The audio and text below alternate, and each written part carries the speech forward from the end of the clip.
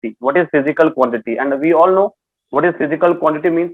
Generally physical quantity का मतलब क्या है? जितने भी मेजरेबल क्वांटिटी होते हैं, जितने भी क्वांटिटी रहते हैं जिसको हम लोग मेजर कर सकते हैं, उसको हम लोग क्या कहते हैं? Physical quantity. मैं आपसे कुछ क्वेश्चन पूछूंगा, आप चाहो तो जवाब दे सकते हो अगर आपको पता हो तो, राइट? तो I am writing in short because it's basically simple definition जो आपको ध्यान रखना है, right?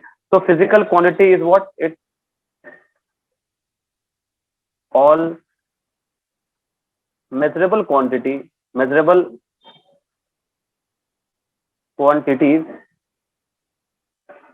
are known as physical quantity. Now, can you tell me, pen is a physical quantity? Pen? No, sir. No, sir. Is not a physical quantity because pen is not a quantity. You know, measurable quantity pen नहीं है. Pen का length measurable quantity है, right? तो length is a physical quantity, right? Pen का dimension physical quantity है, उनका width, उसका जो भी volume, these are the measurable quantity. So object itself not a physical quantity, but उसको जो हम लोग मेजर करते हैं that is physical quantity. I think this is a very basic thing जो आपको पता है.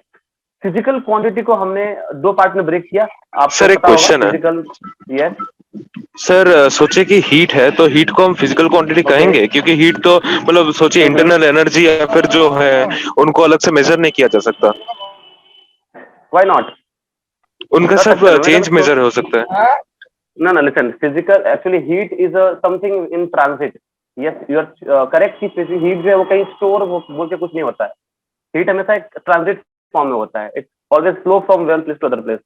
But basically, it's a kind of energy, right? It is in the different form. So energy is a physical quantity, right? You can measure it. However, energy तो major कर सकते हैं, but sir जो अंदर जो स्टोर होगा उसे तो मेजर नहीं कर सकते, बट उसके चेंज को सिर्फ मेजर कर सकते हैं. No, generally we talk about change because उसके change से हमें effect पता चलता है उसका, that whenever heat changes, whenever quality of heat changes, then हम लोग उसके effect को समझ पाते हैं. But obviously we can find the absolute value also if we fix a certain parameters, right? जैसे हम लोग पोटेंशियल एनर्जी की बात करेंगे आगे चल के, तो आपको पता चलेगा कि दुनिया में पोटेंशियल एनर्जी बोले कुछ होता ही नहीं है. एक्चुअली में पोटेंशियल एनर्जी का चेंज होता है, but still if we assume that potential energy at infinity is zero, then हम लोग किसी एक पर्टिकुलर जगह का एब्सोल्यूट पोटेंशियल एनर्जी माप सकते हैं, मेजर कर सकते हैं. तो देयर आर सर्टेन थिंग्स जिसमें चेंजेस की बातें करते हैं, लेकिन हम लोग उसके एब्सोल्यूट वैल्यू को भी पता कर सकते हैं अगर हम लोग उसके किसी एक पैरामीटर को फिक्स कर दे या किसी एक वैल्यू को या कोई एक बेस हम लोग एज्यूम कर ले, right? So don't worry, we will be discussing all these things in coming sections. So okay sir, let me start with the basics, right? So that आपको मैं उस वहां तक पहुंच पाए पहले जहां तक हमें शुरू करना है इन चीजों को, बिकॉज आज पहला क्लास से हम एकदम बेसिक सीखेंगे, बेसिक समझेंगे, जो आप लोग को पहले से पता ही होगा लगभग. तो देखो फिजिकल क्वांटिटी की बातें करूंगा. अगर आपको लैंग्वेज में कुछ भी प्रॉब्लम हो, हिंदी, इंग्लिश, बंगला, आप बोल सकते हो. मैं अगर कोई पर्टिकुलरली अगर कोई बंगाली है एकदम उसको सिर्फ बंगला ही आता है, जनरली बंगाली पीपल हिंदी बोलते हैं, हिंदी समझते हैं, इंग्लिश बोलते हैं, इंग्लिश समझते हैं, और जो हिंदी पीपल है वो तो हिंदी समझते ही है ऑब्वियसली, और इंग्लिश भी समझते हैं. लेकिन कुछ बंगाली पीपल में ऐसा होता है कि उनको थोड़ा हिंदी में दिक्कत होता है, तो शर्माने का नहीं है. आप मुझे बोल देना उस पर्टिकुलर जगह पे, व्हेनेवर यू फाइंड कि यहाँ पे प्रॉब्लम हो रहा है, I can speak Bangla also. मैं बोल लूंगा ठीक ठाक करके, मैं आपको समझा पाऊंगा एटलीस्ट. तो if you have any problem, एकदम शर्माना नहीं है, you can ask me. However let's start with the thing here. तो देखो फिजिकल क्वांटिटी को दो पार्ट में ब्रेक करते हैं हम लोग, आपको पता है. This is one is scalar, right, और दूसरा हो गया हमारा वेक्टर. ओके, अब देखो स्केलर वेक्टर की अगर बात करें तो सबसे पहले मैं बात करूंगा, दो तीन शब्द मैं लिखना चाहूंगा स्केलर के ऊपर, ताकि थोड़ा सा हमारे पास नोट्स में सब कुछ रहे. हालांकि आप स्केलर के बारे में जानते हो बहुत अच्छी तरह से, बचपन से आप जो भी पढ़ते आए हो सब स्केलर ही तो था, है ना? चाहे वो लेंथ हो, चाहे वो मास हो, चाहे वो टाइम हो, ये सब सारी चीजें स्केलर होती है. उसमें डायरेक्शन से कोई मतलब नहीं होता, किसी भी डायरेक्शन से आप मेजर करो उसका मतलब वही रहता है. So in short we can write that scalar are those quantity which can be explained by a number with units, like length हो गया, मास हो गया, टाइम हो गया, बहुत सारे एग्जांपल्स है, स्पीड हो गया, etc. मतलब बहुत सारे ऐसे क्वांटिटी है जिसमें आप बस उसका एक मैग्नीट्यूड बोल दो तो उसी से आपका उसका एक्सप्लेनेशन कंप्लीट हो जाता है। जैसे मैं अगर बोल दूं कि जो पेन है उसका लेंथ 5 मीटर है, दैट्स इट, उसका सारा इन्फॉर्मेशन मुझे समझ में आ गया। अब ऐसा नहीं है कि उस लेंथ को मैं अगर उस पेन को मैं अगर कहीं और ले जाकर मेजर करूंगा तो उसका वैल्यू कुछ और आ जाएगा, या उसके डायरेक्शन से उसको कोई मतलब नहीं बनता। That's it only. अगर मैं एक नंबर बोल दूं आपको, एक वैल्यू बोल दूं, that is sufficient for it's I mean explanation, right. Similarly in case of vector, vector क्या बोलता है, that only magnitude is not sufficient. सिर्फ आप मैग्नीट्यूड बोल के ही उसको कंप्लीटली समझ नहीं सकते हो। along with the magnitude you need direction as well, so we can write along with both direction and magnitude. yes, magnitude का मतलब हो गया न्यूमेरिकल वैल्यू, कुछ भी एक वैल्यू होना चाहिए उसका, with units. So along with magnitude, direction is also required.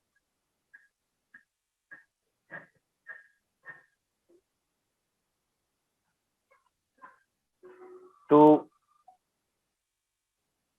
completely explain, to completely explain the quantity, right? कुछ एग्जांपल दे देते हैं ताकि आपको थोड़ा सा, जैसे आपने पढ़ा होगा इसके बारे में क्लास 9 में आपने डेफिनेशन वगैरह पढ़ी होंगी जरूर। तो कुछ एग्जांपल जैसे कि हो गया डिस्प्लेसमेंट,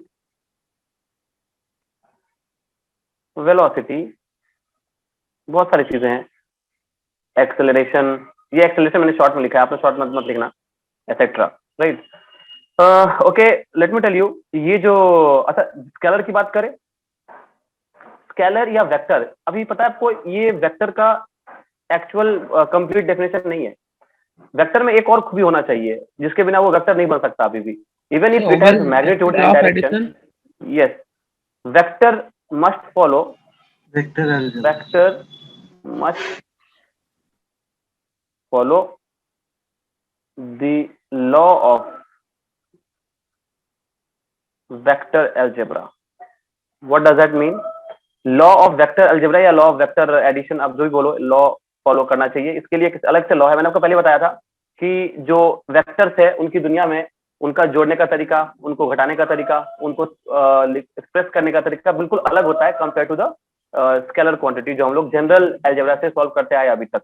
तो बेसिकली जो स्केलर है उसमें जितने भी ऑपरेशंस होते हैं, मतलब addition, right, subtraction, multiplication, it is done bye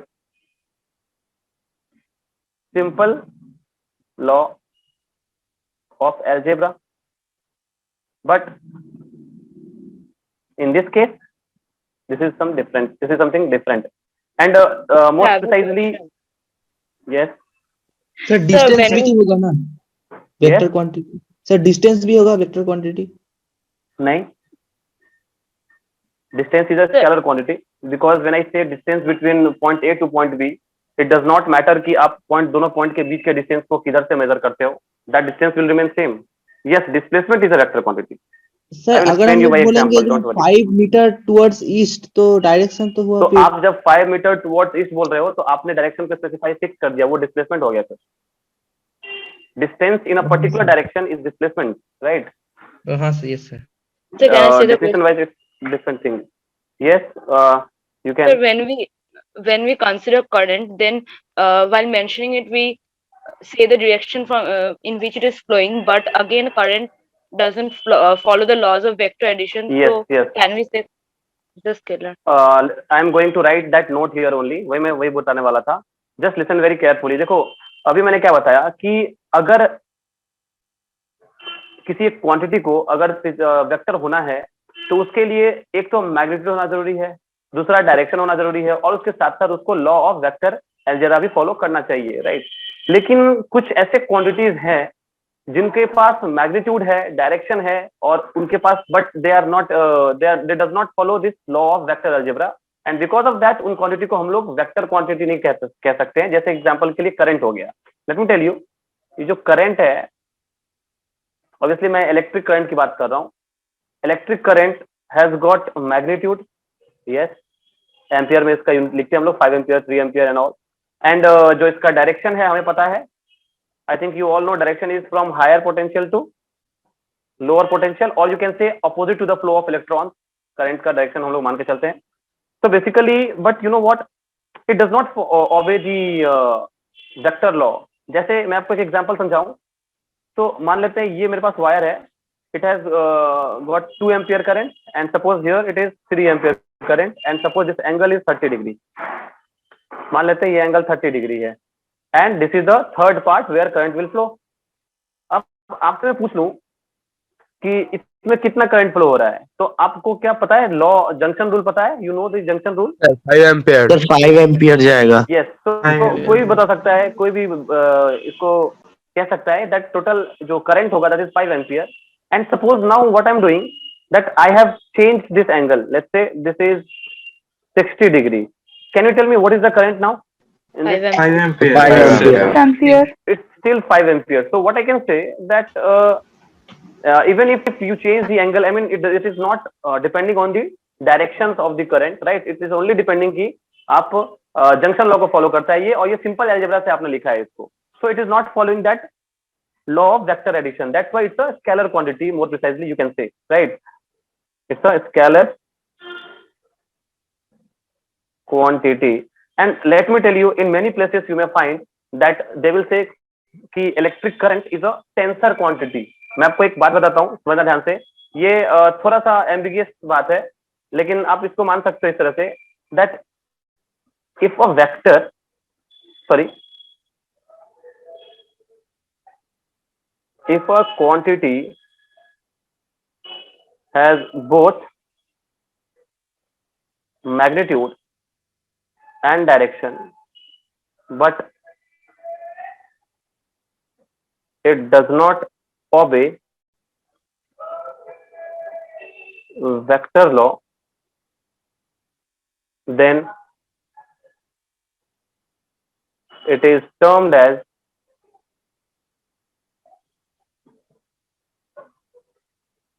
tensor quantity. So guys, you don't have to go in detail of this tensor quantity, right? But just keep in mind that अगर कोई एक vector ऐसा है, definition अगर कोई current vector ऐसा है जिसके पास मैग्नीट्यूड है, डायरेक्शन भी है, लेकिन वो वेक्टर लॉ ऑबे नहीं करता, तो उसको लोग टेंसर क्वांटिटी भी कह सकते हो. तो देखो अब यहाँ पे थोड़ा सा दिक्कत है. दिक्कत क्या है कि करंट का ना ऐसे नॉर्मल अगर आपसे कोई पूछ ले तो आप स्केलर क्वांटिटी बोल सकते हो, नो प्रॉब्लम. लेकिन अगर आपको ऑप्शन में अगर टेंसर क्वांटिटी भी दे दे, then you have to take on tensor quantity, right? Because tensor actually क्या है ना, मैं आपको बताऊं सच में, तो टेंसर क्वांटिटी ही एक ऐसा क्वांटिटी है जिसके मतलब फिजिकल क्वांटिटी का मतलब एक तरह से जो टेंसर क्वांटिटी में फिर अलग अलग रैंक होते हैं, जिसमें जिसके अंदर स्केलर आता है, वेक्टर आता है. तो ये scalar vectors are the sub parts of tensor quantity, but we are not going to detail because tensor quantity का थोड़ा सा जो रोल है ये आपको अभी समझ में नहीं आएगा. इनफैक्ट आपको बीटेक वगैरह में भी नहीं पढ़ाया जाएगा इसको. After that you can understand that what is this tensor quantity, right? But हम लोग ठीक है, समय के साथ थोड़ा बहुत हम लोग इसके बारे में बात करेंगे अभी आने वाले समय में. But just keep in mind then that if any quantity has got magnitude and direction as well, but if it does not obey the law, then you can say it's a tensor quantity, right? So just make a note of this page, then I will change this slide. Sir electric current कौन सा होगा, scalar या vector? I said अगर if somebody asks you, you can say it's scalar quantity, but if there is a option wise question, मतलब question है और option भी है, MCQ type of question अगर मिल जाए, and if there is a tensor quantity, then you should take tensor quantity. Yes sir, yes sir. So it's this is very ambiguous thing. And don't worry, nobody is going to ask you in JEE mains this question. They will not ask you. Yes, tell me. Sir tensor quantity का और कोई example है? Tensor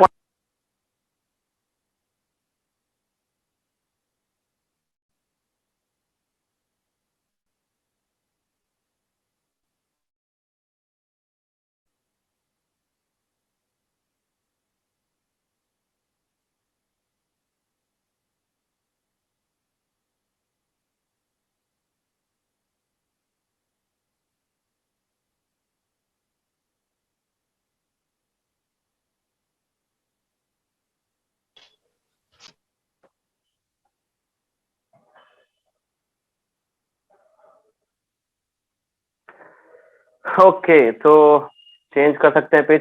अच्छा exactly अभी जो sir और एक question है सर, एडिशन के बाद जी बोलिए। सर वो एडिशन के बाद आपने गोल करके वो क्या है? एक्चुअली वो ना सब्ट्रैक्शन लिखना चाह रहा था मैं, वो एडिशन सब्ट्रैक्शन शॉर्ट में लिखना चाह रहा था मैं, वो सब्ट्रैक्शन है, addition oh okay sir, subtraction okay sir. Multiplication. Yes नीचे यस, क्या लिखा है सर वो वाला? जी बोलिए। सर टेंसर क्वांटिटी का नीचे क्या लिखा है ग्रीन रंग का? मैंने कुछ एग्जांपल्स लिख दिए हैं, stress, strain, ETC, these are the physical quantity. हम लोग पढ़ेंगे आगे बारे में, इसके बारे में। इलास्टिसिटी बोल के एक टॉपिक आएगा, एक चैप्टर आएगा इलास्टिसिटी, उसमें हम लोग इसके बारे में डिटेल में पढ़ेंगे, stress, strain and all, right. तो यस सर, ठीक है। ओके, तो can I move to the next page, right? Yes sir. Yes, sir. Okay, अच्छा, मोर प्रिसाइजली आप लोग कौन से स्कूल से हो जनरली? हेमशिला, डीएवी, यही सब स्कूल से हो ना आप लोग? No, sir, I'm from Bengali medium. PG Sodhpur. You are from Bengali medium, okay. So different schools, right? Hemshila, DAV, Bengali school and other schools, right? Sir बहुत। And you all are from Durgapur or Bardhaman वगैरह से भी है? No, sir, I'm from Asansol. I'm also from Bankura. Asansol. Asansol, Raniganj. Bolpur. Okay, I'm from Bardhaman. Bolpur. Okay, so you guys are weekend batch, right? Yes, Yes, sir. sir. Okay, तो फिर आप लोग का week में 2 दिन class होगा, तो Saturday Sunday करके। Fine fine. ओके, तो आप लोग एक दूसरे से अपरिचित हो, मतलब आप लोग खुद को भी आपस में ज्यादा नहीं जानते होगे, इसका मतलब मे भी स्कूल से जानते होगे, तो अलग बात है। ठीक है, तो you must join that group in which we can be connected, है ना? हम लोग एक साथ रहेंगे वहाँ पे, तो डाउट डिस्कशन करने में दिक्कत नहीं होगा। तो चलो आगे बढ़ते हैं। ये तो हो गया डेफिनेशंस की बात, स्केलर वेक्टर क्या चीज है। मैं आपको कुछ थोड़ा बहुत बताना चाहूंगा डायरेक्शन के बारे में, फिर आगे बढ़ेंगे। व्हेन आई से डायरेक्शन, अभी दिमाग में एक बात बच्चों के आता है कि डायरेक्शन तो 4 है, north, south, east, west, right? Let me talk about direction. जब मैं कहूँ डायरेक्शंस, एक्चुअली में आपको पता होना चाहिए कि डायरेक्शंस एक्चुअली में 4 नहीं बल्कि 6 है। और ऐसा होता है कि कभी कभी हम लोग क्या करते हैं कि आपने देखा होगा इस तरह से, I mean east, west, north, south वगैरह हम लोग तो देखते ही हैं इस तरह की चीजें अपने आसपास। हम लोग कभी भी डायरेक्शन की बात करते हैं तो इस तरह की बातें हम लोग करते हैं, डायरेक्शन को हम लोग नॉर्थ, साउथ, ईस्ट, वेस्ट से दिखाते हैं generally. But let me tell you, ये नॉर्थ का मतलब ये नहीं है कि आप ग्राउंड से ऊपर चले गए हो, समझने की कोशिश कीजिएगा मैं जो बताना चाह रहा हूँ। When I say this north, south, east, west, ये बेसिकली एक पर्टिकुलर किसी एक प्लेन में है। प्लेन मतलब जैसे आप सरफेस पे देखो, अगर जमीन पे देखो, तो जमीन पे आप देख रहे हो जो डायरेक्शंस आपको दिखाई देंगे, डायरेक्शंस जमीन के ऊपर, that is one plane. And on that plane, मतलब हॉरिजॉन्टल प्लेन इसको आप बोल सकते हो, उस प्लेन के अंदर ये चारों डायरेक्शंस है। मैं आपको अगर इसको समझाने की कोशिश करूं कुछ इस तरह से, मान लीजिए हमारे पास कुछ इस तरह के प्लेन्स हैं। Suppose we have got a plane which I am showing by a cube, cuboid, I mean you can say, या रेक्टेंगुलर शेप का है कुछ ऐसा मान लेते हैं। और लेट मी टेल यू, आप जहां पे भी खड़े हो, आप ऐसा मान लो कि ये जो डायरेक्शंस हैं, suppose we have this kind of shape, एक ये हो गया, एक ये हो गया,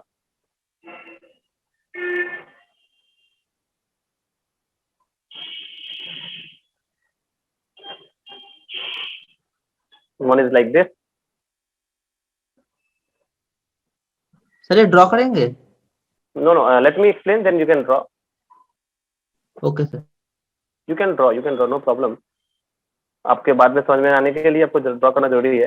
वैसे मैं आपको इसके स्लाइड भेज दूंगा ग्रुप के अंदर आज ही, बट स्टिल। तो देखिए अभी क्या है, ये जो मैंने आज बनाया, ये क्या बनाया समझने की कोशिश कीजिए। एक्चुअली में दिस प्लेन जो ये आपको दिख रहा है, this plane, this is basically horizontal plane. I think आपको पता है हॉरिजॉन्टल प्लेन क्या होता है, right? This is horizontal plane. और दिस प्लेन, ये जो प्लेन आपको देख रहे हैं, इसको क्या बोलेंगे आप? Vertical plane. Vertical plane, very simple, vertical plane. ये भी वर्टिकल प्लेन है, ये भी वर्टिकल प्लेन है, ये हॉरिजॉन्टल प्लेन है। So I think you can understand कि मैं किसको हॉरिजॉन्टल और किसको वर्टिकल बोल रहा हूँ। एक्चुअली ये जो मैंने ग्रीन कलर से मैंने जो डायरेक्शंस दिखाए हैं, इसको मैं दिखाऊंगा कुछ इस तरह से। मान लो मैं बोल दूं ये नॉर्थ है, ये साउथ है, ये ईस्ट है और ये वेस्ट है। तो आपको समझ में आना चाहिए कि जब मैं ये 4 डायरेक्शन बोलता हूँ, तो बेसिकली मैं किसी एक पर्टिकुलर प्लेन में हूँ, राइट। प्लेन मतलब उड़ने वाला प्लेन नहीं, कोई भी एक, जैसे आप ग्राउंड पे खड़े हो ना, तो ग्राउंड के नीचे अगर आप देखो तो आप चार एक लाइन खींच दो वर्टिकली, एंड जो भी आपके पास अगर मैग्नेट वगैरह, अगर आपके पास कोई, आजकल तो नए नए फोन्स में भी वो आते हैं ना, जहाँ पे वो नॉर्थ साउथ ईस्ट वेस्ट दिखाते हैं वो लोग कि किधर में नॉर्थ है किधर में साउथ है, फोन के ऐप्स वगैरह भी होते हैं। तो आप अगर देखोगे नॉर्थ साउथ जिधर भी वो प्लेस कर रहे होंगे, जिधर भी शो कर रहे होंगे, बेसिकली वो हॉरिजॉन्टल प्लेन की बात करते हैं। और ये जो दो डायरेक्शन है, this is basically upward direction, और ये हमारा है डाउनवर्ड डायरेक्शन। मतलब क्या हुआ कि जनरली हमारे पास 6 इस तरह से डायरेक्शन हम लोग समझ में आना चाहिए। South, north, east and west are in the same plane, and upward and downward जो है ये अलग प्लेन में है, ये किसी अलग वर्टिकल प्लेन के अंदर है, राइट, ऐसा। बट जनरली हम लोग क्या करते हैं ना, जनरली हम लोग जब भी ड्रॉ करेंगे, मान लो मैं अगर बोलूं आपको कि एक कार है, मूव कर रहा है 30 डिग्री ईस्ट, या फिर 30 डिग्री ईस्ट ऑफ नॉर्थ, या फिर north east west, north east में मूव कर रहा है, आपको मैं कुछ भी ऐसा अगर लैंग्वेज बोलूं, तो आपको समझना चाहिए कि it's not moving up but it is in the same horizontal plane. तो जनरली हम लोग क्या करते हैं ना, जो हम लोग ड्रॉ करते हैं अपने कॉपी पे नॉर्थ साउथ ईस्ट वेस्ट, वो एक्चुअली में हम लोग यहां से देख के ड्रॉ करते हैं, मतलब टॉप व्यू होता है हमारा वो। This is my I, and what I will see from the top is like this. ये देखो, okay, and this is north, suppose ये साउथ है, ये ईस्ट है, और ये वेस्ट है। तो आपको समझ में आना चाहिए कि जब मैं ये नॉर्थ और ईस्ट ड्रॉ करता हूं तो ये ग्राउंड पे है और मैं ऊपर से देख रहा हूं, this is the top view, top view. अच्छा, इसमें दो डायरेक्शन और भी है जो आपको दिख नहीं रहा है यहाँ पे। दो डायरेक्शन कहाँ पे है? एक डायरेक्शन तो हो गया आपके ऊपर की तरफ, मतलब ऊपर, और एक अंदर की तरफ, समझ रहे हैं? ऐसा कुछ अप एंड डाउन। तो आपको ध्यान रखना चाहिए हमेशा जब भी मैं बोलूं कि नॉर्थ साउथ ईस्ट या west, it is all about horizontal plane, and you are whatever you are seeing is the top view. Okay, तो ये 6 डायरेक्शन हमें ध्यान में होने चाहिए, north south east west, upward and downward. हालांकि हम लोग जब आगे चल के पढ़ेंगे तो देखेंगे आपकी फिजिक्स में हम लोग ये generally north south east waste को भी हम लोग अवॉइड करते हैं। हम लोग फिजिक्स के लैंग्वेज में आई कैप, जे कैप, के कैप, इस तरह की चीजों का यूज करेंगे आने वाले समय में जब हम लोग सीख जाएंगे। बट फिलहाल के लिए आपको याद रखना चाहिए, there are 6 direction, the north, south, east, west, up and down, and this north, south, east, west is in a particular horizontal plane. ये देखो, ये रहा north, south, east, west. This is north, this is south, this is east, this is west. तो आपको पता होना चाहिए कि ये इस प्लेन की बात हो रही है, इस पर्टिकुलर प्लेन के अंदर है ये, समझ रहे हो? ओके, तो just have a note of this, then we will go to the next page. Okay.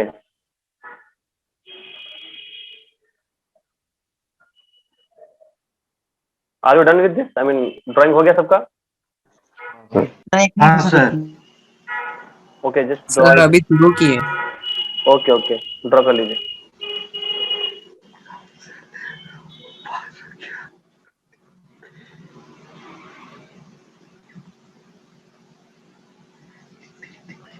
Sir आप ये बोर्ड वर्क कौन से ऐप से करते हैं?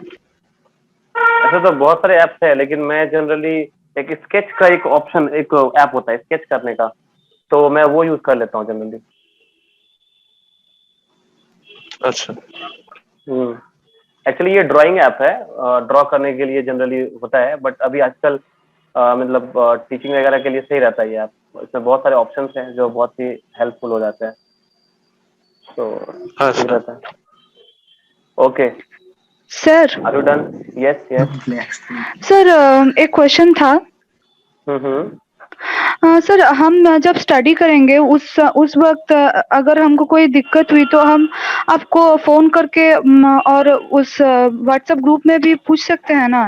ऑब्वियसली, जरूर, क्यों नहीं. सर लेकिन व्हाट्सएप ग्रुप में बस only admin can send message किया हुआ है. नहीं, मैं अलग से बनाऊंगा अपना, वो मेरा वो अच्छा, और आपके बीच रहेगा, तो मैं भी मैसेज कर पाऊंगा, आप भी मैसेज कर पाएंगे. हाँ ठीक है, ठीक है. बस ये गुड मॉर्निंग गुड नाइट मत दिखना उसके अंदर, ठीक है? हाँ सर ठीक है. ओके.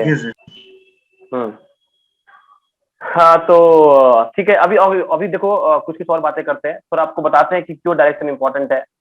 तो let's talk about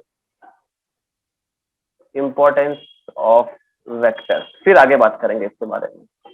okay guys, let me tell you, जैसे मान लो कुछ ऐसा सिचुएशन है कि मैं किसी एक जगह पे स्टक हूँ, सपोज मैं यहाँ पे हूँ, पॉइंट ए पे हूँ, right, and I want to go to point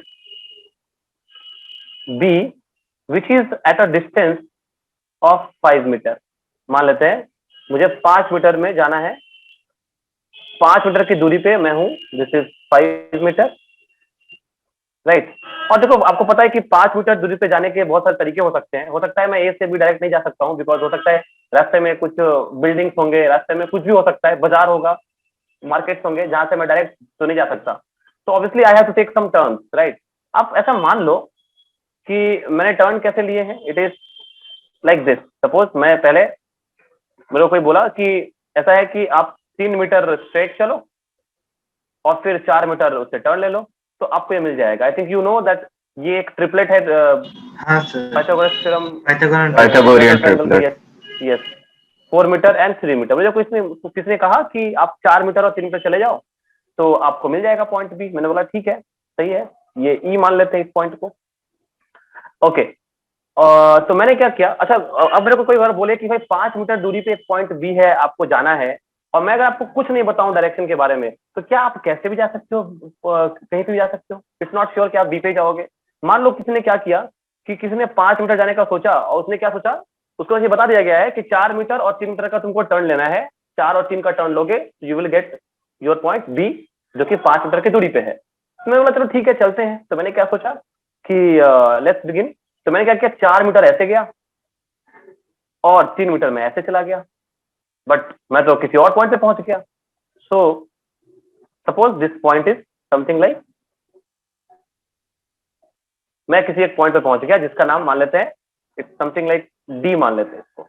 मैं 4 मीटर गया, यहाँ पे 3 मीटर गया, but I reach somewhere else. फिर मैंने सोचा चलो ये तो गलती हो गया, किसी और तरीके से मेरे को जाना चाहिए था। फिर मैंने क्या सोचा कि चलो कुछ कैसे चलते हैं, लाइक दिस, 4 और फिर 3। Okay, again it's wrong, because जो मुझे पहुंचना था जिस पॉइंट पे, वो पॉइंट तो यहाँ नहीं है। दिस इज लाइक सी मान लेते हैं, सी नहीं लिखा ना मैंने, okay. This is B, sorry this is C, and this is 4 metre, this is 3 metre. So what you can see that अगर मैं डायरेक्शन को स्पेसिफाई ना करूं, हालांकि ये बहुत ही सामान आपको दिख रहा होगा सिंपली कि ऐसे भी जाना है तो इतना क्या सोचना है, बट रियलिटी में अगर आप कोई लॉन्ग डिस्टेंस की बात करो तो ऑब्वियसली विदाउट एनी डायरेक्शन, अब ये मत बोलना कि मैं तो इस दुकान के पास खड़ा हूं, यहाँ पे आ जा, वो तो हमारा आपस का बात है, जो हम लोग बातें करते हैं, हम लोग बेसिकली के लिए पहुंचना होता है तो हम लोग इस तरह से डायरेक्शन दे देते हैं। But in physics language you are not going to say कि वहां पे पान की दुकान है, पान की दुकान के बगल में मैं खड़ा हूँ, वहां से तू लेफ्ट लेकर के राइट लेकर के आ जा। We are not going to talk about like this. हम लोग क्या करेंगे, हम लोग कहेंगे उसको exactly to the point, measurable quantity के हिसाब से हम लोग उसको डायरेक्शन के हिसाब से बोलना पड़ेगा। अगर हम डायरेक्शन नहीं बोलेंगे तो we can reach somewhere else, चाहे डी पहुंच सकते हैं, चाहे हम लोग सी पहुंच सकते हैं, चाहे कोई और पॉइंट पहुंच सकते हैं, लेकिन बी नहीं पहुंच सकते जब तक कि हमें एक परफेक्ट आइडिया ना हो कि हमें कैसे मूव करना है। बट यस, अगर ऐसा कोई बोल दे मुझे, this is angle theta, let's say, if somebody says that let's say, अच्छा थीटा का वैल्यू पता है कितना होगा आपको, anyone? 37 degree. Okay, very good, I think you should know. देखो इस ट्रायंगल में ना, अगर आप cos थीटा लिखोगे ना, cos theta is I think 4/5 and this is 37 degree. You should learn this, आपको याद रखना चाहिए। ये 30 cos 37 4/5 होता है, just keep in mind, right sir और ए बी 53 डिग्री होगा। यस, 37 डिग्री है ये, ध्यान रखना थोड़ा इसका।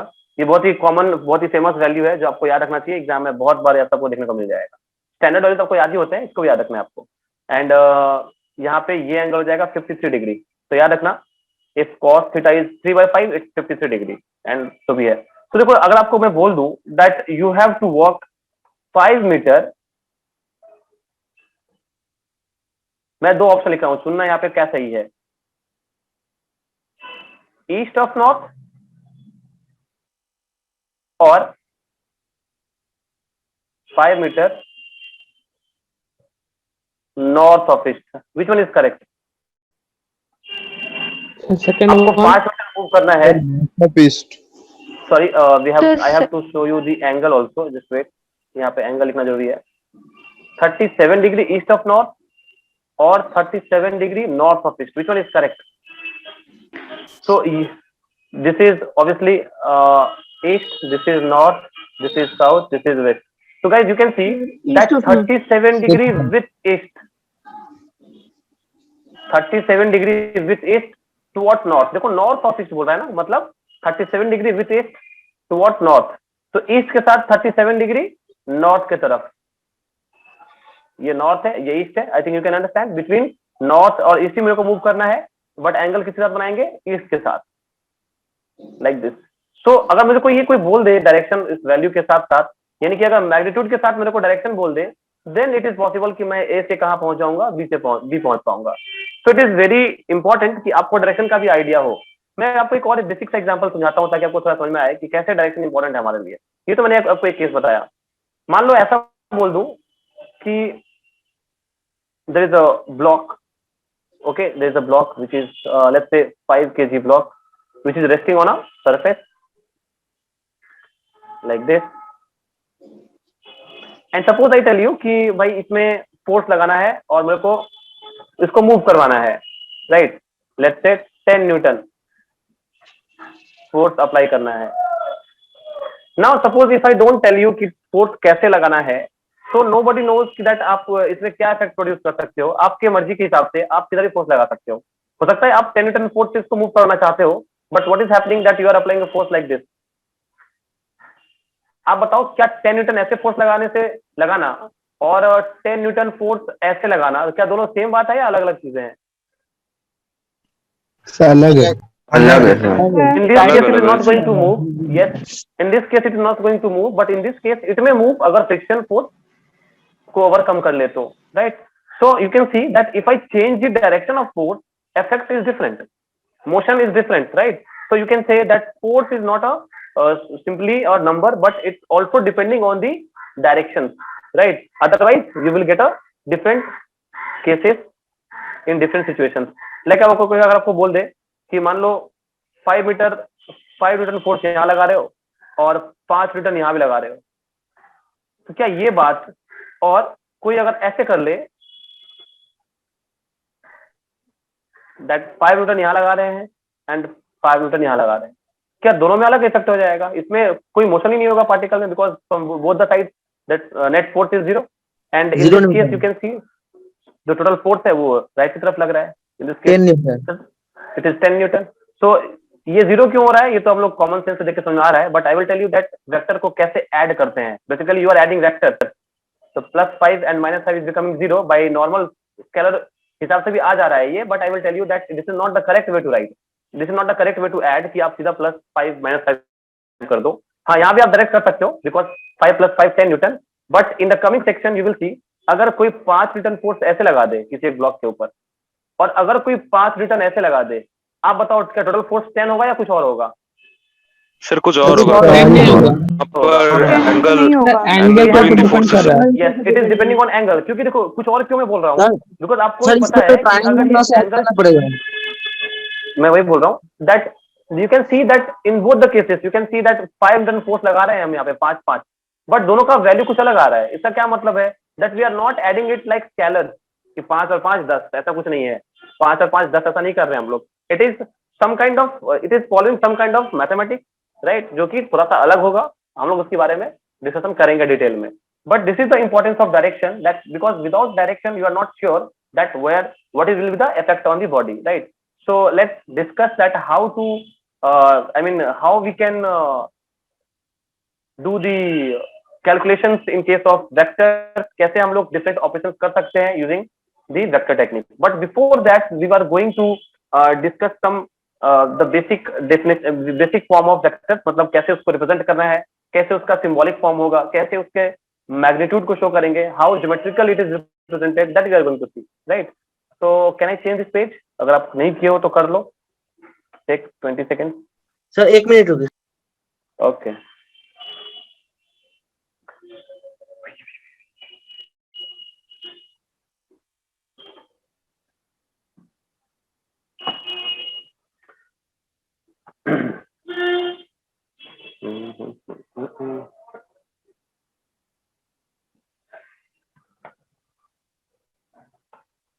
How was your experience in school teaching? I mean school में तो आप लोग टीचर पढ़ा रहे होंगे ऑनलाइन। सर बढ़िया। খুব ভালো। হ্যাঁ,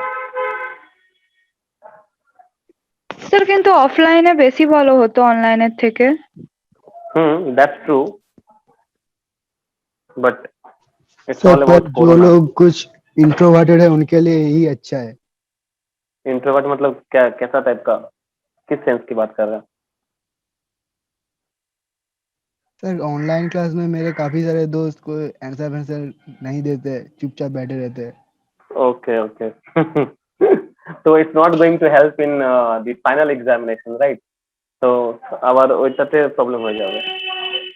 স্যার পরীক্ষাগুলো তো অনেস্টলি দেয় না কেউ। Yes, obviously the system is such like कि मतलब अब बोर्ड एग्जाम तो হবে ही, माने seriously don't worry, and for that you should prepare accordingly. ऐसा नहीं है कि वहां पे कोई हेल्प कर देगा ऑनलाइन, तो होगा नहीं। तो be prepared for that. And many students तो पढ़ना ही बंद कर दिए कि अब तो एग्जाम तो ऐसे हो जाएगा तो सब कुछ ठीक है। इनफैक्ट मेनी स्टूडेंट्स तो मना भी रहे होंगे कि काश कोरोना फिर से आ जाए, फिर से ऑनलाइन हो जाए एंड एग्जाम भी ऐसे होता रहे। तो पॉजिटिव्स भी है, नेगेटिव्स भी है।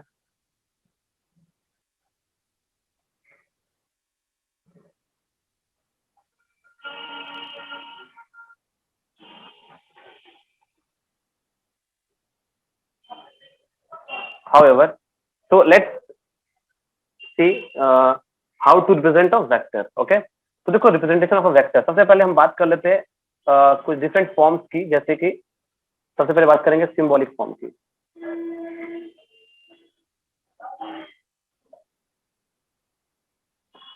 अब देखो सिंबॉलिक फॉर्म तो बहुत ही आसान है, एकदम बहुत सिंपल सिंपल बातें मैं बताने वाला हूँ। आपको लगेगा कि यार ये क्या ही बता रहे हैं, एकदम बहुत सिंपल सिंपल है। देखो सिंबॉलिक फॉर्म, अब मैं आपको बोलूं वेलोसिटी वेक्टर है। वेलोसिटी वेक्टर मतलब कोई वेलोसिटी को, वेक्टर को दिखाना है मेरे को, वेलोसिटी मतलब मेरे को देखते समझ में आना चाहिए कि अच्छा ये तो वेक्टर क्वांटिटी है। तो इसको सिंबॉलिकली हम लोग क्या करते हैं, जैसे वेलोसिटी को आप जनरली वी से दिखाते हो, तो write V and give an arrow here, that's it, this is the symbolic form of vector, velocity vector. मान लो मैं आपको बोलूं डिस्प्लेसमेंट वेक्टर है, suppose we have a displacement vector. तो मान लो डिस्प्लेसमेंट को हम लोग एस से अगर दिखा दे, ऊपर में एक एरो लगा दो, this is how you can represent the vector, right.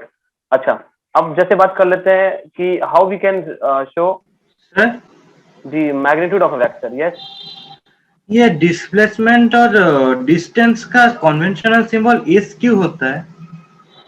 Actually D नहीं दिखाते हैं, वो डी से फिर बाकी चीजें भी हम लोग आगे पढ़ेंगे। अब डी से हम लोग दिखा सकते हैं, कोई ऐसा जरूरी नहीं है कि ऐसे ही होता है। In many books, I mean in fact in West Bengal book you will see कि एक्सेलरेशन को वो लोग एस से दिखाते हैं, और अगर आप एनसीईआरटी वगैरह देखो तो शायद वहां पे ए से दिखाते हैं। तो अलग अलग तरीके से शो करते हैं, उसमें कोई दिक्कत नहीं है, मीनिंग पता होना चाहिए, दैट्स इंपॉर्टेंट। तो वी के ऊपर जो एरो है उसका डायरेक्शन का कुछ मतलब है क्या? एक्चुअली ये दिखा रहा है आपको कि वी तो है ही, साथ में उसके लिए डायरेक्शन भी इंपॉर्टेंट है। ये दिखाता है आपको कि ये वेक्टर क्वांटिटी है, right. This arrow will show you, जब भी एरो दे दे किसी चीज के ऊपर, आप समझ आना कि ये वेक्टर क्वांटिटी है, right. And how to deal with that, that we will see, but this is a symbol, देखते समझ में आ जाएगा कि अच्छा ये तो वेक्टर। सर अगर एरो का हेड उल्टा होगा तो? कुछ नहीं, नहीं एरो का हेड उल्टा नहीं हो सकता है, ऐसे ही रखना है, this is the way to write. Okay, ऐसा नहीं कि उसको पीछे की तरफ दिखा देना। ओके, हाउएवर, तो अभी देखो ये तो हो गया हमारा magnitude of vector. Generally we show magnitude of vector like this. जैसे मान लो मैं आपको बोलूं मैग्नीट्यूड ऑफ वेलोसिटी वेक्टर, तो देखो वेलोसिटी वेक्टर को तो v से दिखाते हैं, बट अगर मैं सिर्फ इसके मैग्नीट्यूड को दिखाना चाहता हूं तो दिखने का तरीका होगा v लिखो और ये एरो लिखो, this the vector, and give a mod like this, this is the magnitude of the velocity vector. Yes, आप चाहो तो यूनिट लिख सकते हो साथ में, कोई दिक्कत नहीं है। सपोज मीटर पर सेकंड लिख दिया मैंने एसआई में, या फिर आप एक और तरीका से लिख सकते हो, सिर्फ v लिख दो, तो magnitude of velocity vector v हो जा रहा है। सिर्फ आप v लिख दो, इसका मतलब आप सिर्फ मैग्नीट्यूड की बात कर रहे हो, you are not talking about the direction, though it's a vector quantity. तो मान लो मैं आपको बोल दूं मैग्नीट्यूड ऑफ डिस्प्लेसमेंट वेक्टर, तो क्या करेंगे हम लोग, s लिख करके मॉड लगा देंगे या सिंपली से एस लिख देंगे। Suppose I say this magnitude of force vector, तो आप उसको ऐसे दिखा सकते हो या सिंपली आप ऐसे दिखा दो, एक ही चीज है। This is the way to represent दी। सर मॉड देने से एरो हट जाएगा? नहीं नहीं, मॉड देने से देखो, मॉड तो है ही, चाहे ऐसे दिखाओ चाहे ऐसे दिखाओ, बात एक ही है। ये देख के समझ में आता है कि अच्छा ये मैग्नीट्यूड ऑफ वेलोसिटी वेक्टर है। हाँ, इसको देखने में डायरेक्ट समझ में नहीं आता है कि ये वेलोसिटी था कि नहीं, but I think you can understand that simply f is representing the value of f, मतलब f का न्यूमेरिकल वैल्यू को दिखा रहा है, and that is the magnitude ना। मान लो मैं आपको बोला कि 5 मीटर पार्टिकल ए से मूव किया बी पे पहुंचने के लिए 37 डिग्री नॉर्थ ऑफ ईस्ट, ये 37 डिग्री नॉर्थ ऑफ ईस्ट को आप भूल जाओ थोड़ी देर के लिए, ये 5 मीटर क्या चीज है, दैट इज द मैग्नीट्यूड। तो मैग्नीट्यूड को हम लोग ऐसे दिखा सकते हैं, बिना किसी सिंबल, बिना किसी, सिंपली ऐसे दिखा दो या ऐसे दिखा दो, आपकी मर्जी है, आप कैसे भी दिखा सकते हो, राइट। सर कुछ बुक्स में वो वेक्टर साइन दिया हुआ ही नहीं है, सिर्फ v को बोल्ड कर दिया है और जो नॉर्मल जो मैग्नीट्यूड है उसको नॉर्मल v से डिनोट कर रहे हैं। यस यस, जनरली हम लोग ऐसे भी दिखाते हैं, but this is the correct way to write. ये इससे देख के समझ में आता है कि अच्छा ये वेक्टर था जिसका मैग्नीट्यूड को शो किया जा रहा है, बट बोथ आर करेक्ट, दोनों को ही दिखा सकते हैं, राइट। ओके, अब देखो ये जो ज्योमेट्रिकली हम लोग किसी चीज को शो करेंगे, कैसे शो करेंगे, मतलब अगर मैं आगे चल के किसी ग्राफ में या फिर किसी एक पेज में अगर मैं किसी वेक्टर को ड्रॉ करने जाऊंगा तो कैसे उसको शो करूंगा, that is very important again. Let me tell you guys, जैसे हम लोग क्या करते हैं ना, वी यूज एन एरो। देखो ये रहा टेल और ये रहा हेड, ये एक एरो जैसा कुछ एक स्ट्रक्चर आपको दिख रहा होगा। ये एरो का जो ये पार्ट है, this part is basically you can see this part, ये जो लाइन मैंने खींचा, this is known as tail, and इसको अपन बोलते हैं हेड। ये जो हेड जिधर में टर्न किया हुआ है, that completely shows you direction of vector, और टेल जो है, टेल का जो लेंथ है, length of tail is directly proportional to the magnitude of vector। क्या मतलब इसका समझते हैं, मतलब आप ये समझ, जैसे आप लोग मैप बनाते हो इंडिया का, तो थोड़ी ना आप एक्चुअली उसका एक्चुअल साइज बनाते हो, उसको आप स्केल करके बनाते हो, है ना, कि 50 किलोमीटर को मैं 1 सेंटीमीटर मान ले रहा हूं, and then you draw it on your copy like this. हम लोग एक ज्योमेट्रिकली किसी एक वेक्टर को भी इस तरह से शो कर सकते हैं। जैसे मैं आपको बोल दूं कि 5 मीटर का एक वेक्टर मेरे को दिखाना है, डिस्प्लेसमेंट हुआ है 5 मीटर टुवर्ड्स ईस्ट। मान लो कोई एक वेक्टर है, डिस्प्लेसमेंट वेक्टर है, जिसको आप को पता है it is 5 metre towards east. तो आप क्या करोगे, आप एक एरो यूज करोगे, अपने मन से इस एरो का आप लेंथ मान लो 5 मीटर है, हालांकि ये है नहीं 5 metre exactly, you don't have to draw it exactly 5 metre, but आप अपने मन से कोई एक लेंथ ले लो एंड एज्यूम कर लो कि ये 5 मीटर के बराबर ही है, क्योंकि ये ईस्ट की तरफ है तो इसका डायरेक्शन कुछ इस तरह से दे दो। This is how you can represent this 5 metre towards east vector. अब मान लो मैं आपको कुछ बोलूं कि इसी वेक्टर को अगर ऐसा कुछ होता, मान लो दैट 10 मीटर टुवर्ड्स ईस्ट अगर बोलता, तो क्या करते आप, तो आपको क्या करना पड़ेगा, फिर इसी का डबल करना पड़ेगा। इसी अगर आप सेम ग्राफ में अगर उसको दिखाना चाहते हो, तो then you have to make it like double of it,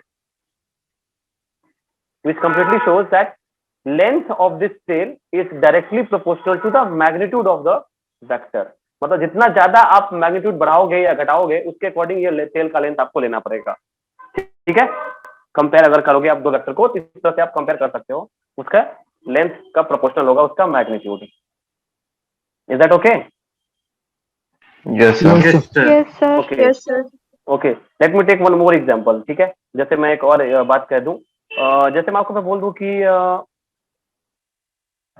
10 Newton force है, ठीक है, 53 डिग्री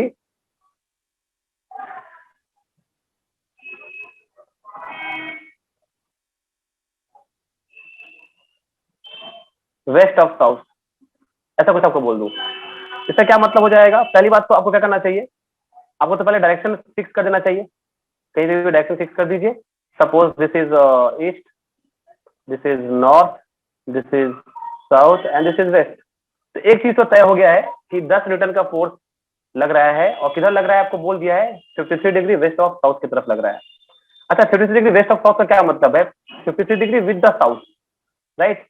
तो साउथ यहाँ है एंड समवेयर हियर। देखो तो क्या ये 53 होगा?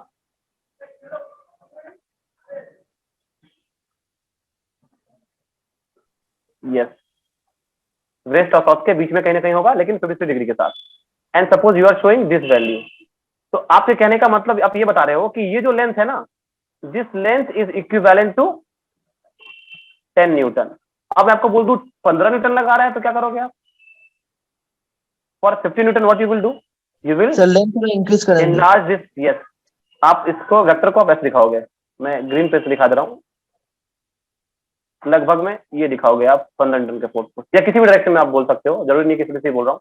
मान लो आपको मैं बोल दूं suppose if I tell you that 53 degree, I mean sorry 15 newton towards north या टुवर्ड्स साउथ लिख देता हूँ। मान लो कोई एक फोर्स है टुवर्ड्स साउथ है, तो आप किसी को अपने अगर शो करना है तो you are not going to draw exactly same length, but क्या करोगे आप, थोड़ा सा साउथ की तरफ ज्यादा लंबा खींचोगे लाइन।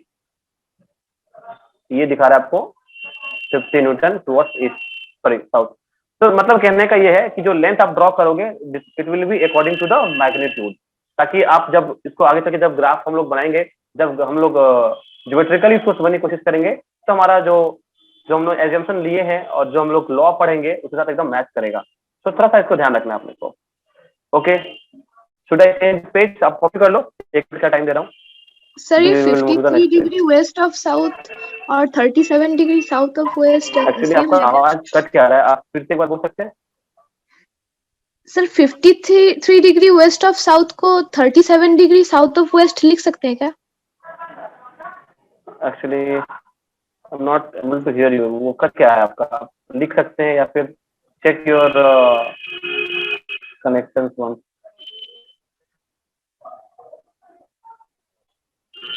सर तब तक मैं एक डाउट पूछ लूं? ये सर मतलब अभी मुझे असल में वो टैब कलेक्शन के लिए जाना पड़ेगा, तो I have to leave the class sir, so how can I fetch the recording of the class?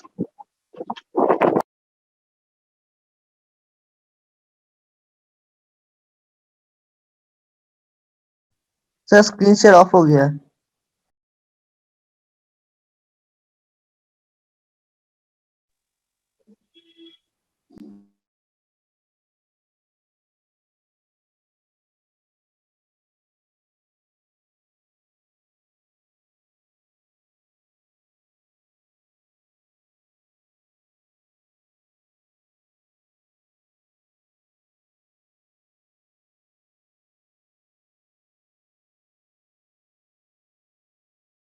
Is that okay? दिख रहा है क्या आप लोग को अभी? हाँ sir.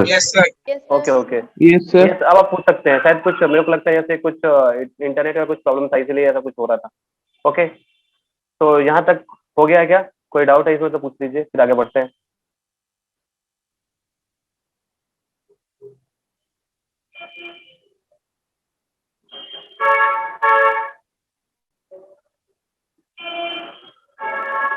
Sir, can 53 degree west of south, 37 degree be written as 37 degree south of west?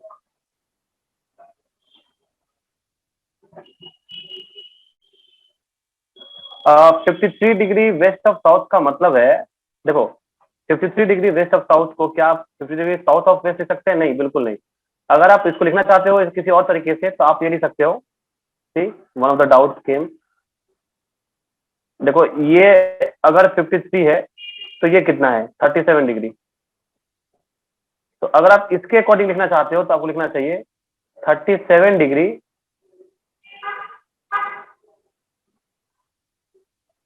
South of west. 37 degree west के साथ बना रहा है, साउथ की तरफ जाना है आपको, वेस्ट साउथ। ओके, ये चीज एक ही है।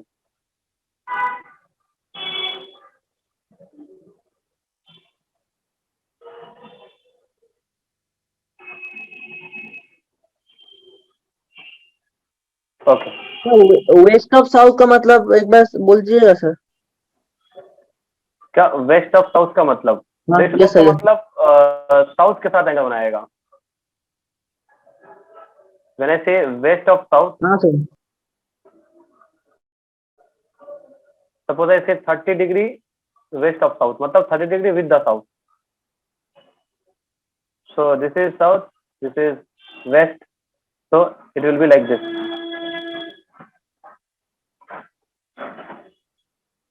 Okay. साउथ के हाँ साथ sir. Degree. Okay, I think it's clear. मैं अगला पेज में जा रहा हूँ.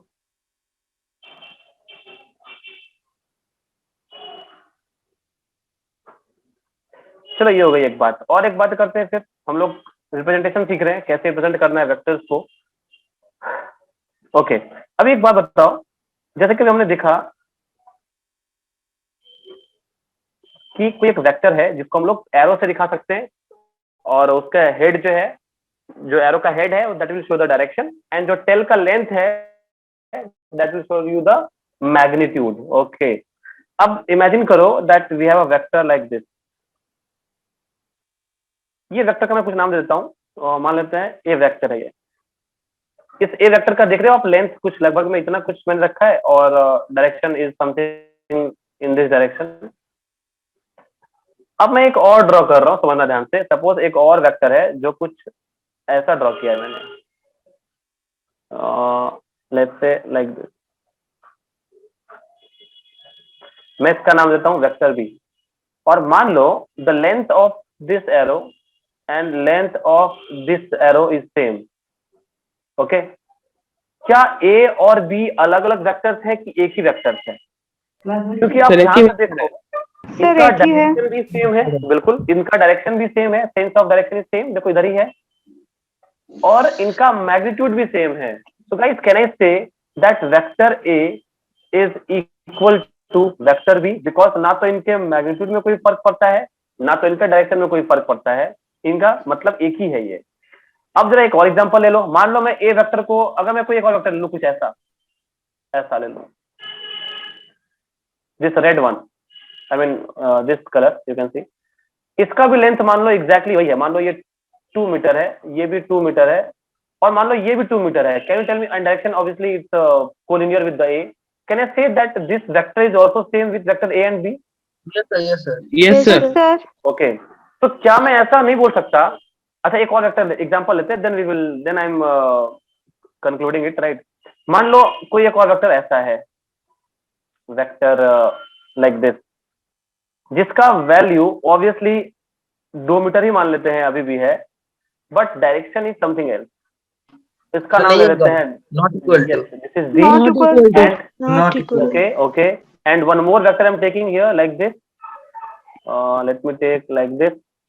This is vector E, and you can see it is same in magnitude.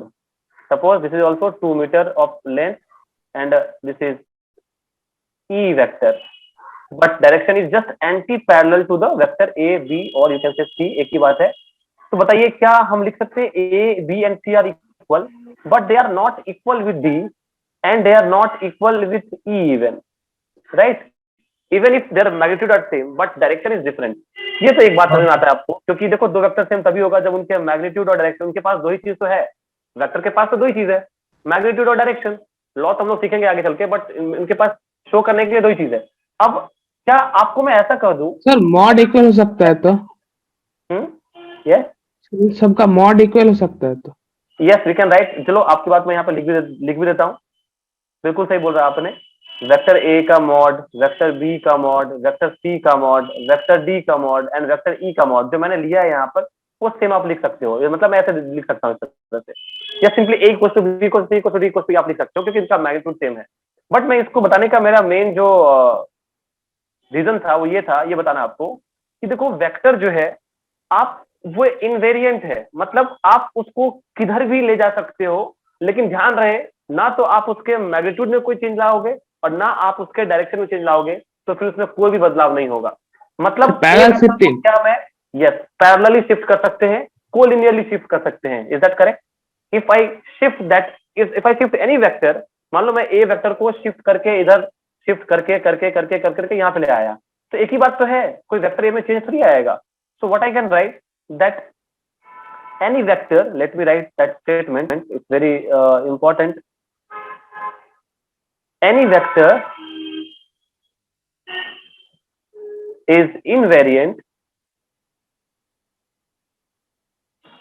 so it can be shifted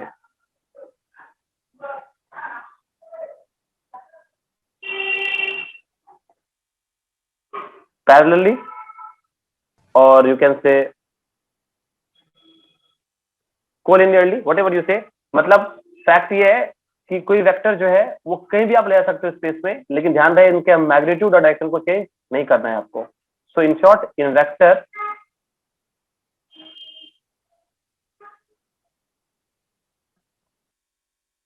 can be taken anywhere in space, keeping its magnitude and direction same। ये short में आप लोग मत लिखना, आप लोग पूरा लिखना, मैग्नीट्यूड डायरेक्शन में शॉर्ट में लिख रहा हूँ। So I think you can understand here that हम लोग किधर भी ले आ सकते हैं इसको शिफ्ट करके। ओके, तो ये बात तो समझ में आ गया हमने को, क्योंकि देखो हम ना तो मैग्नीट्यूड के साथ कुछ चेंजेस ला रहे हैं और ना डायरेक्शन को चेंजेस ला रहे हैं, और वो वेक्टर बना ही है दो चीज से, तो कोई दिक्कत नहीं होना चाहिए उसमें। ओके, अब जान लो ये मैंने क्यों सिखाया इसके पहले, क्योंकि अब मैं बताना चाहता हूँ आपको एंगल बिटवीन टू वेक्टर।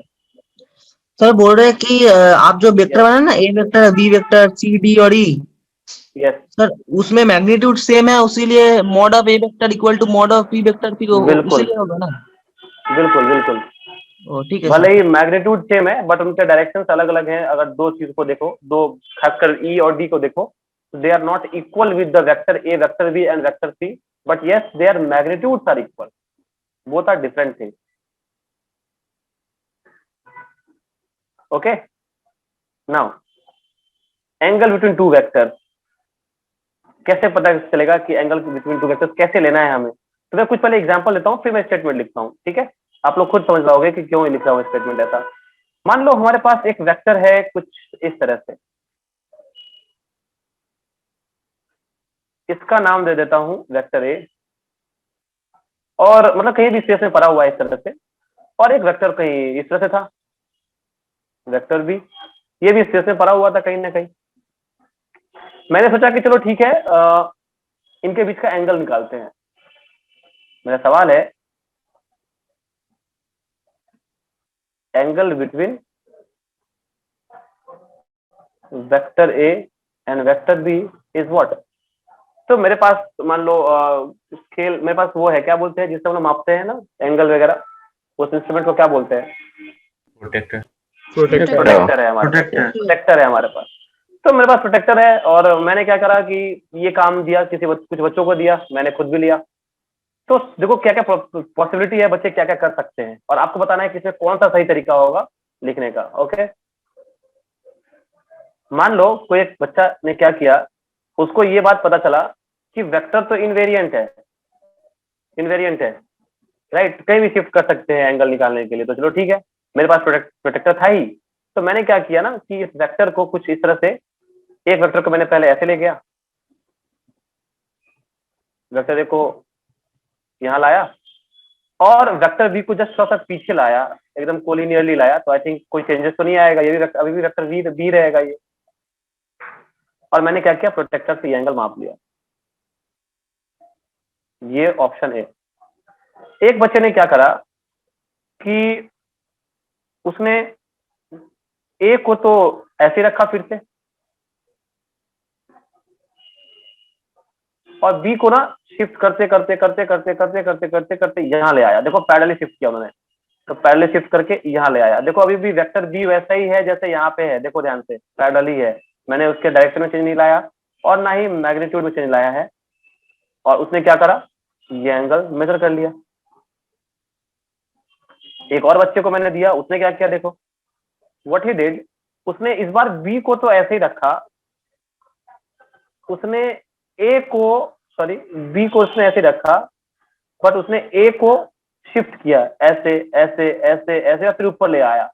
मतलब कोलिनियरली शिफ्ट, पहले पैरेलली शिफ्ट किया, फिर कोलिनियरली शिफ्ट किया और कुछ यहाँ पे लेके आ गया। नहीं, एक और एग्जांपल लेते हैं, यहाँ पे लेके आ गया। सर बोल रहे हैं कि ये सब ड्रॉ करेंगे ए बी। ऑब्वियसली आपको तो याद रहेगा ना कि कैसे क्या क्या कितने नहीं होने हैं, ये सब गलत चीजें हैं। ये मैं गलत ठीक पढ़ा है रहा हूँ, this is not the way to take the angle. तो गलत पढ़ाऊंगा तो सही वाला याद रहेगा। ओके ये तो, और एक और बच्चा उसने क्या किया देखो, ऑप्शन डी में उसने क्या किया, उसने क्या किया कि वेक्टर बी को तो उसने ऐसे रखा बट वेक्टर ए को नीचे लेके आ गया, मतलब कुछ इस तरह से।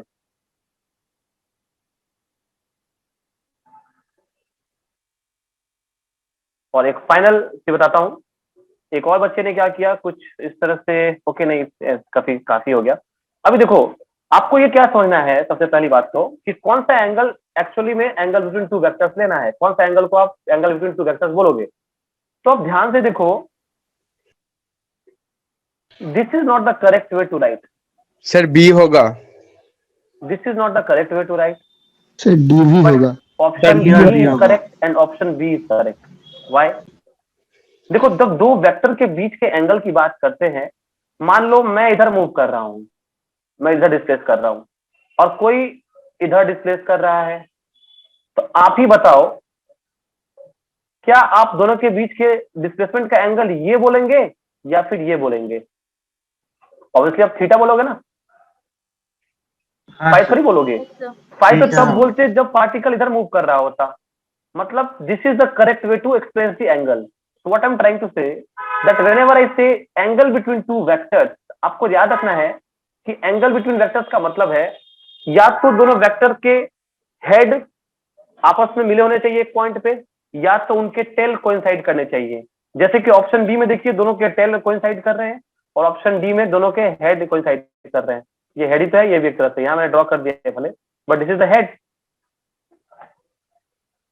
Right? And you know what, this angle theta and this angle theta is same. ऐसा नहीं दोनों अलग अलग हो जाएगा, बिकॉज अगर आप इसी को थोड़ा आगे बढ़ा दोगे, yes sir, vertically opposite again angle. Yes yes बिल्कुल, so this will be same.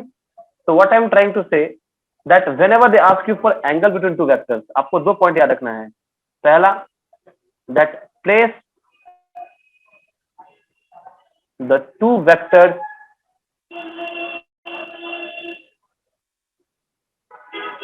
such that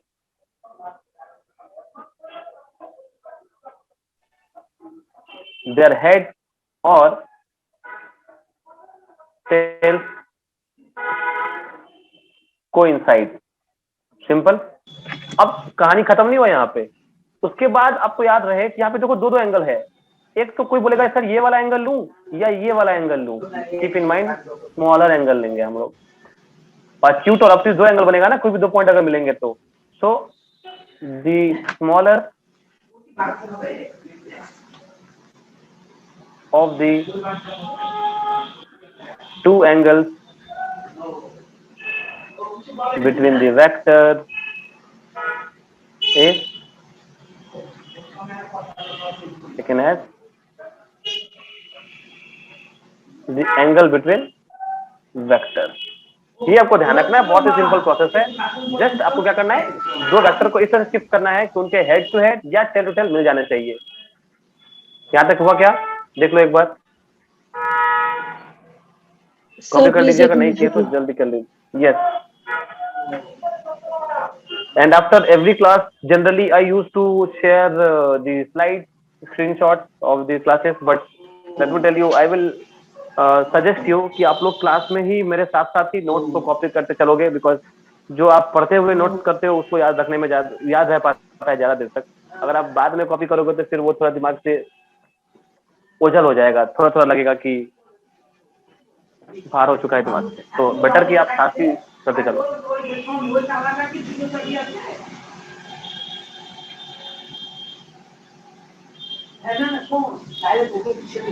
किसी का आवाज आ रहा है, वो आप म्यूट कर लीजिए, थोड़ा सा साइड से आवाज आ रहा है।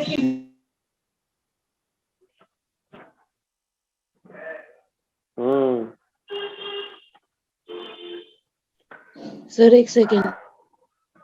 एक सेकंड तो हो गया, 5 सेकंड ले लो।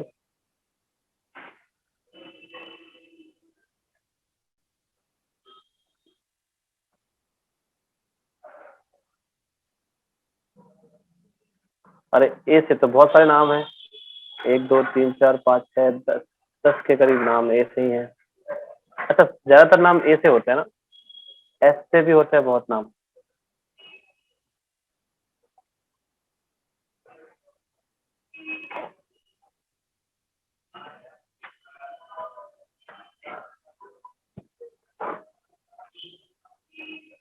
धन। Yes sir.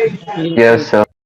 ओके, तो चलो हमें कुछ कुछ बातें पता चल गई कि कैसे रिप्रेजेंट करना है और कैसे एंगल बिटवीन टू वेक्टर समझने हैं, ये सब हमें समझ में आ गया।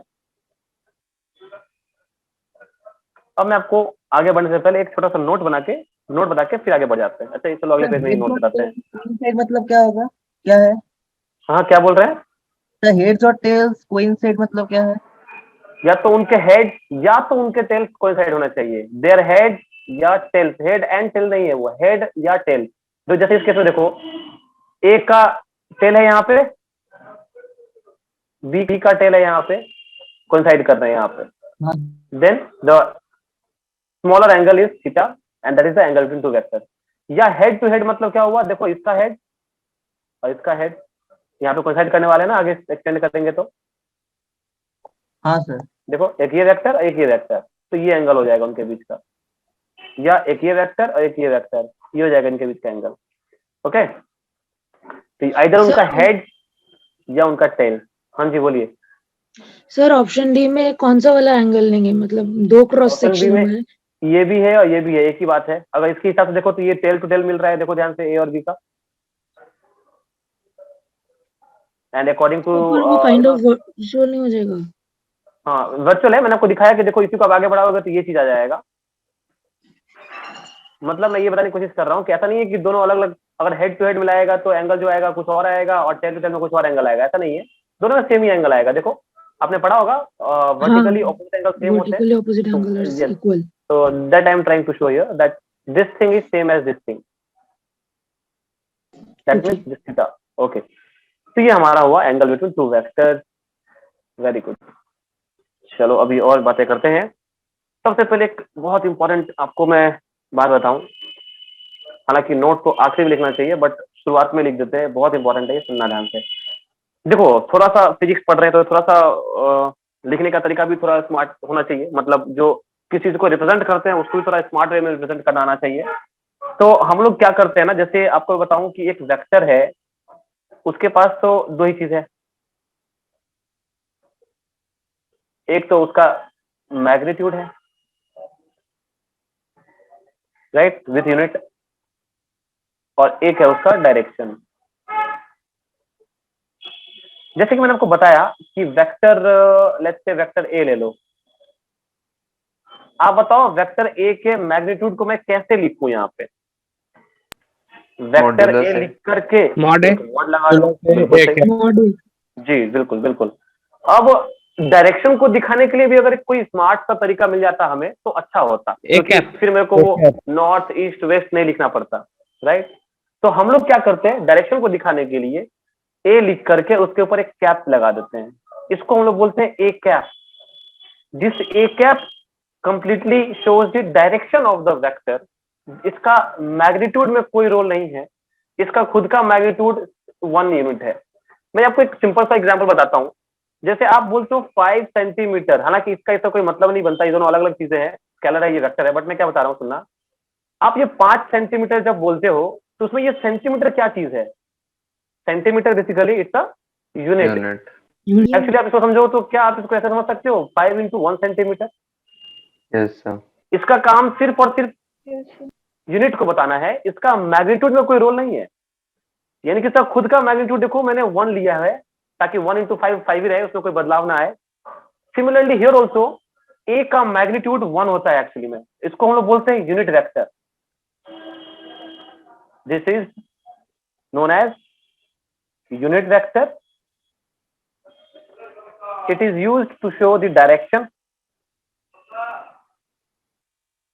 shows direction only. And let me tell you, इसका जो मैग्नीट्यूड है, again A cap is a unit vector ना, तो यूनिट वेक्टर का मैग्नीट्यूड मतलब ए कैप का मॉड का वैल्यू 1 लेंगे। जैसे कि मैंने आपको बताया यहाँ पे कि समझाने के लिए that it is only use we are only using this for direction purpose। तो अब उतना मतलब अगर हम लोग कैप के फॉर्म में दिखा सके तो देखने में और अच्छा लगेगा। और हम लोग आगे चल के देखेंगे कि इसका बहुत इंपॉर्टेंस है। हम लोग अब आगे चल कर कुछ इस तरह की बातें नहीं करेंगे कि 37 डिग्री ईस्ट ऑफ नॉर्थ या वेस्ट ऑफ साउथ, ऐसा कुछ बात नहीं होगा आगे चल करके। जब हम लोग थोड़ा और सीख जाएंगे, जब इस ए कैप वगैरह की बातें समझ जाएंगे, तो आप चेक देखोगे वहां पे दैट हम लोग आगे चल के फिर इन सारी चीजों को आई कैप, जे कैप, के कैप या फिर इस कैप के फॉर्म में ही लिखने वाले चीजों को, ताकि हमको देखते समझ में आ जाए कि पार्टिकल किधर किधर है और किधर मूव कर रहा है। तो वो हम लोग आगे बात करेंगे, but just keep in mind that मैं डायरेक्शन को एक कैप से दिखाऊंगा generally. Okay, sir mode of cap कौन सी होता है? ए कैप का मोड ऑन कैसे हुआ? नहीं, मैंने आपको क्या सिखाया कि इस वेक्टर ए का ये मैग्नीट्यूड है और ये डायरेक्शन है, तो डायरेक्शन का उसके मैग्नीट्यूड में कोई रोल नहीं होना चाहिए, है ना? हाँ सर ठीक है। आपको इसीलिए मैंने इसमें बताया कि इसका मैग्नीट्यूड 1 ले लो। जैसे बोलो 5 metre 37 degree east of south. अब इस चीज को मैं आगे चल के आपको बताऊंगा कि कैसे मैं इसको कैप के फॉर्म में दिखा सकता हूँ। I will show you later, right? लेकिन जब इसको दिखाऊंगा आपको कैसे दिखा सकते हैं ना, उस वक्त आप याद रखोगे कि यहाँ पे 5m के बाद, मतलब 5 मीटर के बाद कैप के फॉर्म में लिखेंगे। एंड दैट कैप का जो मैग्नीट्यूड है वो कुछ और नहीं होना चाहिए, अदरवाइज वो कुछ और हो जाएगा ना। 5 इंटू समथिंग 1 रहेगा तब ना, 5 इंटू 1 5 रहेगा। Okay, so that's why we take magnitude of this cap is as 1. कोई भी वेक्टर हो उसका यूनिट वेक्टर जो होता है उसका मैग्नीट्यूड हमेशा 1 होता है। However, we will discuss about this later again. But मैं अभी कुछ जो टाइप्स बताने वाला हूँ उसको समझाने में मेरे को हेल्प करेगा। That's why I am telling you this right now. So let's talk about types of vectors. Types of vector. Okay, क्या है ये टाइप्स ऑफ वेक्टर्स? देखते हैं कुछ इंपॉर्टेंट टाइप्स को डिस्कशन करेंगे हम लोग। जैसे सबसे पहला आता है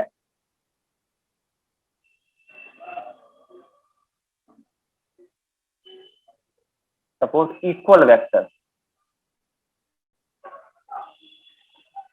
ओके, इक्वल वेक्टर। अब देखो इक्वल वेक्टर की अगर बात करें तो हमने इसके बारे में पहले ही बात कर चुके हैं कि अगर कोई एक वेक्टर ए है और अगर कोई एक वेक्टर बी है, अगर इनका मैग्नीट्यूड मतलब वेक्टर ए का मैग्नीट्यूड और वेक्टर बी का मैग्नीट्यूड इक्वल हो जाए तो क्या ये इक्वल वेक्टर होंगे? सिर्फ क्या मैग्नीट्यूड इक्वल होने से ही वेक्टर हो जाएंगे? नहीं डायरेक्शन इज इंपॉर्टेंट। डायरेक्शन अगर ए कैप और बी कैप भी सेम हो जाए, if a cap and b cap are also same, why I'm saying cap? मैंने अभी आपको बताया ना, अभी मैंने डायरेक्शन को दिखाने के लिए मैं अब कैप यूज करने वाला हूँ। Simple, I am not going to write long sentences. तो a कैप और b कैप भी अगर सेम हो जाए तो can I say in that case we can say vector a and vector b are equal.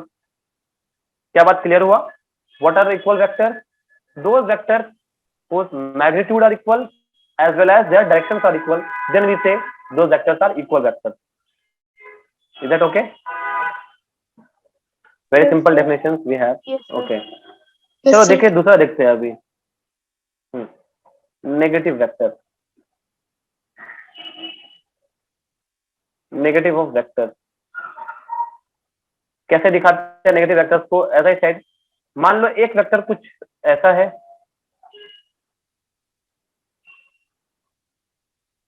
और एक वेक्टर कुछ ऐसा है, vector B. If I tell you that vector A का मैग्नीट्यूड वेक्टर बी के मैग्नीट्यूड से इक्वल है and vector A का डायरेक्शन वेक्टर बी के डायरेक्शन से इक्वल तो नहीं है बट ऑपोजिट है, मतलब माइनस साइन में लगा रहा हूं, इट मींस ऑपोजिट है, तो can I say that vector A and vector B are negative vector? देखो तो नेगेटिव वेक्टर का क्या मतलब है? वो वेक्टर जिनके मैग्नीट्यूड इक्वल होते हैं बट उनके डायरेक्शंस ऑपोजिट होते हैं, then those vectors are known as equal negative vectors. मतलब बी इज, आप ऐसा बोलेंगे B vector is negative vector of A, ऐसा आप बोल सकते हो, या वैसे वैसा आप उल्टा भी बोल सकते हो। यस, कुछ कोई बोल रहे थे? Sir, if the magnitude are not same, then also it is negative vector. No, then you cannot say it's a negative vector. Magnitude must be same ना, तभी आप उसको नेगेटिव वेक्टर बोलेंगे। मतलब बी ए का नेगेटिव वेक्टर है अगर magnitude अलग अलग है तो बस वो एक दो अलग अलग वेक्टर्स हैं जो ऑपोजिट डायरेक्शंस में है, तब आप ऐसे नहीं बोल सकते कि दे आर नेगेटिव वेक्टर। आपस में नेगेटिव वेक्टर है ना, कंपेयर कर रहे हैं ए एंड बी आपस में नेगेटिव वेक्टर। तो बी -5 होगा ना मीटर? यस, क्या बोल रहे हैं सर? अगर ए वेक्टर 5 मीटर होगा तो बी वेक्टर -5 होगा ना तब? बिल्कुल, अगर ए वेक्टर मान लीजिए 5 टुवर्ड्स ईस्ट हुआ तो बी वेक्टर 5 टुवर्ड्स वेस्ट होगा। आप डायरेक्शन वाइज समझिए, मतलब मैं आपको बोल दूं vector A is 5 metre towards east, इसका मतलब वेक्टर बी अगर आप लिखना चाहते हो, मतलब जो कि नेगेटिव वेक्टर ऑफ ए है, तो आप बोलोगे 5 metre towards west. Now try to understand here. देखो मैंने मैग्नीट्यूड में कोई चेंज लाया क्या? नहीं, चेंजेस इज हियर ओनली। तो डायरेक्शन उल्टा होना चाहिए, मैग्नीट्यूड सेम होना चाहिए, then we say negative vector. A and B are negative vector. Okay,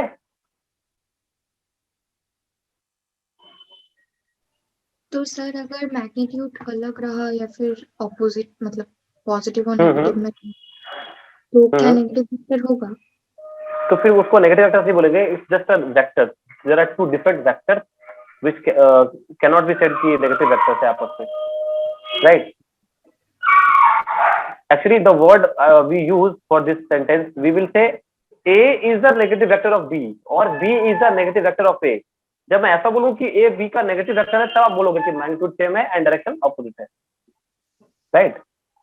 otherwise अगर मैग्नीट्यूड अलग है तो फिर आप वो बस जनरल एक दो वेक्टर है, दैट्स इट। ओ अच्छा अच्छा। सर अगर बोलेंगे B is the negative vector of A तो मतलब ये मैग्नीट्यूड सेम होगा ही होगा? Are equal and direction opposite, yes. Oh अच्छा अच्छा, ठीक है sir. Okay, then we say parallel vectors।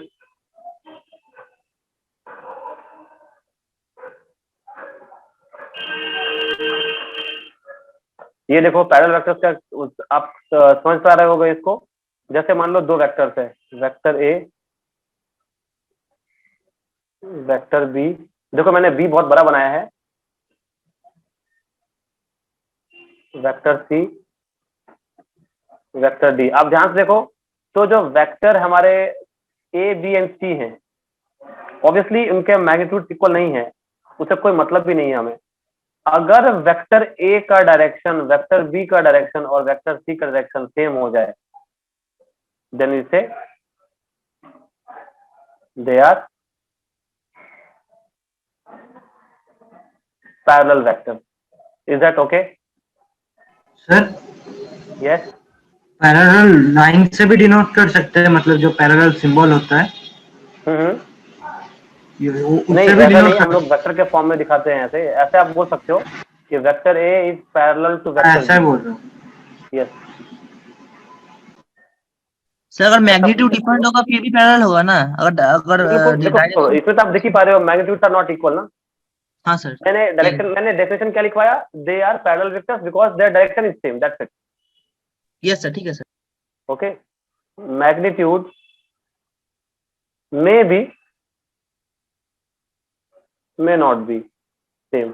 okay, sir magnitude में भी हो सकते हैं, इज इक्वल वेक्टर नो, ये पैरेलल वेक्टर। अगर अब देखो बहुत इंपॉर्टेंट बात यहाँ पे आपने कही अभी, मैं उसको भी लिखने वाला हूं कि can I right all equal vectors, all equal vectors are parallel vectors, is that correct? Yes. Yes sir। Parallel तो होने ही पड़ेंगे, but vice versa is not correct. But all parallel vectors are not necessarily, spelling नहीं पता मेरे को, मैं बस जैसे लिख दे रहा हूं। हाँ सर सही है। इक्वल वेक्टर, समझ रहे हो? सारे इक्वल वेक्टर्स आप पक्का पैरेलल बोल सकते हो, लेकिन जरूरी नहीं कि सारे पैरेलल वेक्टर्स इक्वल ही हो, क्योंकि सिर्फ वही पैरेलल वेक्टर्स इक्वल होंगे जिनका मैग्नीट्यूड भी सेम हो। समझ रहे हो? तो all parallel vectors are not equal vector. जैसे इसके ऊपर के एग्जांपल में आपको साफ साफ दिख रहा होगा that A B and C are parallel but they are not equal because their magnitudes are different. तो ये ध्यान रखना। ओके, बहुत सिंपल सी बात मैंने बताई आपको। ओके, एक और चीज समझो। अब जरा बोलो, अगर आपको पता है, कौन है भाई, म्यूट कर लो ना। ओके, अब देखो अब हमारे दिमाग में एक चीज आना चाहिए, क्या समझते हैं। मान लो अगर मैं बोलूं कि एक फोर्स है जो कुछ इस तरह से है, लेट मी शो यू। जैसे मान लो 5 न्यूटन का कोई फोर्स लगा रहा है किसी बॉडी के ऊपर इस डायरेक्शन में। सपोज उसी बॉडी के ऊपर कोई ऐसे लगा रहा है फोर्स 5 न्यूटन का। 5 Newton is a vector quantity, this 5 Newton is a vector quantity. दोनों का नेट इफेक्ट उस बॉडी पे क्या आएगा? 0 न्यूटन। नील। तो क्या जीरो को दिखाने के लिए भी हमें कोई एक वेक्टर चाहिए? बिकॉज दो वेक्टर का जो रिजल्ट है वो भी एक वेक्टर क्वांटिटी होना चाहिए ना जनरली, अगर आप ऐड कर रहे हो दो वेक्टर को। तो उसके लिए हम लोग क्या करते हैं ना, वी डिफाइन जीरो वेक्टर और नल वेक्टर। मतलब आप ये समझो, let me write that here because there is no place left. Number 4, zero vector और इसको नल वेक्टर भी बोलते हैं। क्या है इसका मतलब? मैंने क्या अभी आपको बोला कि देखो एक ऐसा वेक्टर भी चाहिए हमें जो जीरो को भी रिप्रेजेंट करता हो, वरना सारा कुछ हम लोग कंप्लीटली डिफाइन नहीं कर पाएंगे इसमें। कैसे देखते हैं, जैसे मान लो, बेसिकली पहले इसका मतलब समझ लेते हैं फिर आगे बात करेंगे। जीरो वेक्टर को दिखाने का तरीका एक ऐसा जीरो लो और ऊपर में एक वेक्टर साइन लगा दो। इसका क्या मतलब है? देखो एक वेक्टर का दो चीज होता है, एक होता है उसका मैग्नीट्यूड और एक होता है उसका direction. But let me tell you, in case of zero vector, ये तो समझ में आ गया होगा आपको, मैग्नीट्यूड तो जीरो ही होगा इसका। अब अगर मैग्नीट्यूड ही नहीं है तो क्या पता दो फोर्स कैसे लग रहे थे, दो बॉडी में कैसे चीजें हो रही थी। You are not sure about the direction, so what I will write that direction is indeterminate.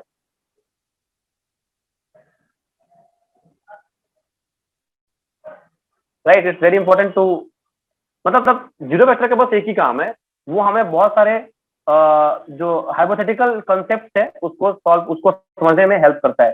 So you can write in simple word, it's a, sir क्या लिखे? Direction is indeterminate. I mean कोई एक specific direction नहीं होता इसका। Sir इसमें जो दो फोर्स एक्ट कर रहा है वो लोग ऑपोजिट डायरेक्शन में एक्ट करेगा ना? बिल्कुल बिल्कुल, मतलब नेट फोर्स का इफेक्ट जो है वो जीरो है, तो you are not sure about कि डायरेक्शन से किस डायरेक्शन में लग रहा है total force, net force. Right, yes. so it's a hypothetical concept.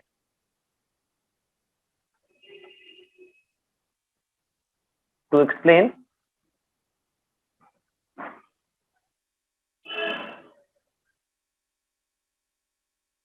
some mathematical result.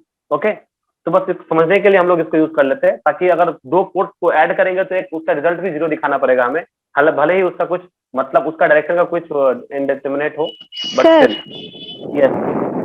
Sir zero का जब कोई मैग्नीट्यूड ही नहीं है तो उसका तो डायरेक्शन भी नहीं आएगा, तो है, जीरो जीरो है मैग्नीट्यूड उसका, it has got zero magnitude and direction is indeterminate because देखो अब ये मान लो ये एक ब्लॉक है, okay, suppose this is the block and it is not moving at all. If it is not moving, what does it mean? Net force on this block is zero, that's why it is not moving.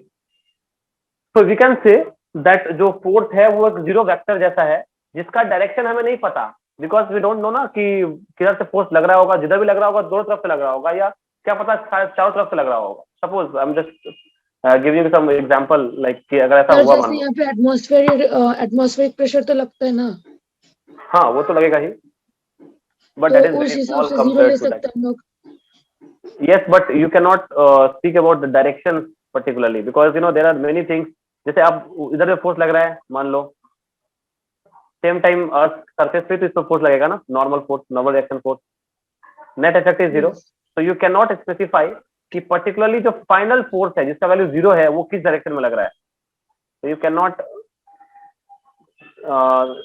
talk about the direction of the force. That's why हम लोग इसको बोलते हैं it's not, you cannot find direction for zero vector. Obviously it has got zero magnitude, so no direction, right?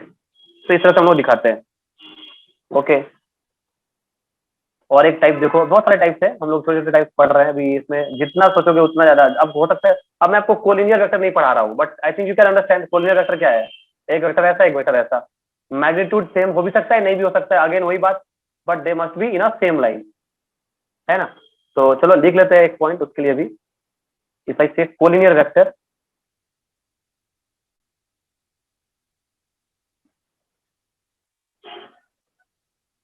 इसका मतलब है ये एक वेक्टर है और इसी लाइन में एक और वेक्टर है मान लो. तो आप साफ साफ देख सकते हैं vector A is equal to vector B, right, and they should be in a same line. So just it's a simple definition you have to remember. And you know what, there is a particular relation which you can use. देखो आपको पता है कि A और B जो दो vector है, चाहे वो कोलिनियर हो चाहे वो पैरेलल हो, उनके बीच का एक चीज तो तय है कि हमें मैग्नीट्यूड का नहीं पता है क्या होगा, लेकिन क्या डायरेक्शन हमें पता है दोनों का सेम होना चाहिए, right. So what I can write here, late me right a note here.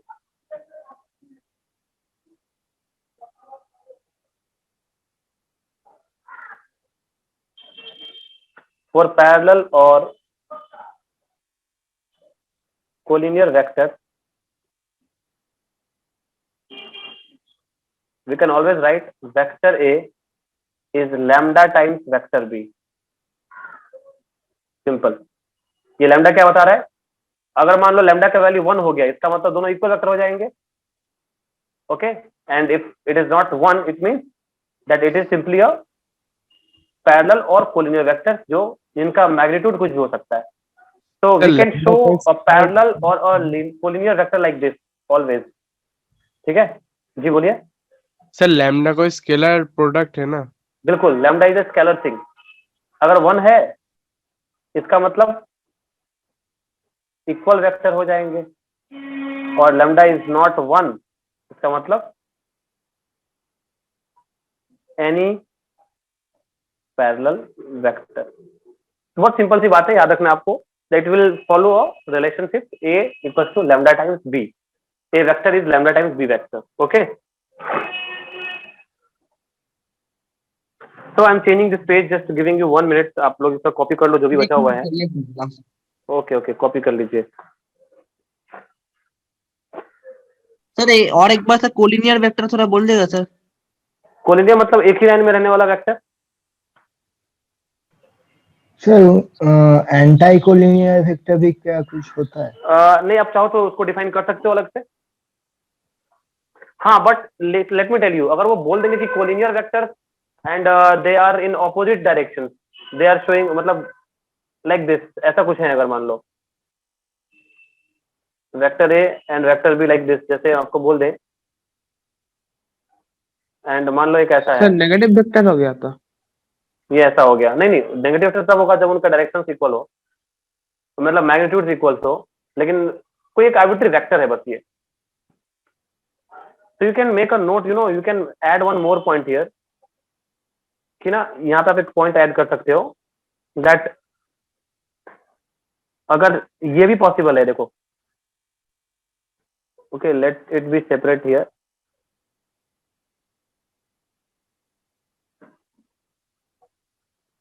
Vector A अगर माइनस वेक्टर बी हो and should be in a same line हो, तभी भी आप उसको कोलिनियर बोल सकते हो ना एक्चुअली में, बिकॉज कोलिनियर मतलब एक ही लाइन के वेक्टर, मतलब या तो उसी डायरेक्शन में हो या ऑपोजिट डायरेक्शन में हो. In both the cases you can से इट्स अ कोलिनियर. ऐसा और ऐसा. But most of the time they will tell you that they are either in same direction or in different direction. Sir रुकिए sir, last line पे. Sir Yes, yes. Copy sir वो a is equal to lambda B, वो जगह थोड़ा repeat कर दीजिएगा। Yes, I said कि देखो पैरेलल या कोलिनियर वेक्टर जो है ये तो पक्का तय है कि इनके बीच का एक रिलेशनशिप कॉमन है। देखो इनके डायरेक्शन सेम है, या तो पैरेलल या एंटी पैरेलल हो भले ही, लेकिन उनका डायरेक्शन तो सेम ही है ना, vector A equal to vector B का डायरेक्शन। तो अगर ये उनके डायरेक्शन सेम है तो कहने से उनके बीच में अंतर कहाँ हो सकता है? सिर्फ मैग्नीट्यूड में अंतर हो सकता है, राइट? Yes sir. तो उस मैग्नीट्यूड को एडजस्ट करने के लिए मैंने ये लैम्डा रखा है कि अगर दोनों इक्वल होंगे, देखो all equal vectors are parallel, right? हमने भी पढ़ा। अगर लैम्डा का वैल्यू 1 कर दोगे तो वो दोनों पैरेलल वेक्टर्स कहलाएंगे, पर इक्वल वेक्टर्स कहलाएंगे, बिकॉज पैरेलल तो है ही। अगर नहीं है तो वो कोई और डिफरेंट वेक्टर्स हैं जो सिर्फ पैरेलल हैं या कोलिनियर हैं। तो कोलिनियर या पैरेलल वेक्टर्स के बीच में एक रिलेशनशिप होता है, दैट इज एक आप रिप्रेजेंट कर सकते हो a equals to lambda B के साथ, राइट? जैसे मैं आपको बोलूं, मान लो वेक्टर ए है 10 मीटर टुवर्ड्स नॉर्थ, और मान लो वेक्टर बी है 5 मीटर टुवर्ड्स नॉर्थ। बताइए क्या दोनों पैरेलल है कि नहीं है? हाँ सर पैरेलल है। पैरेलल। लेकिन क्या वेक्टर ए और वेक्टर बी का मैग्नीट्यूड सेम है क्या? नहीं सर। नहीं सर, डिफरेंट मैग्नीट्यूड। तो बस मैं लिख सकता हूँ क्या? देखो तो vector B is nothing but 2 times vector A. 2a।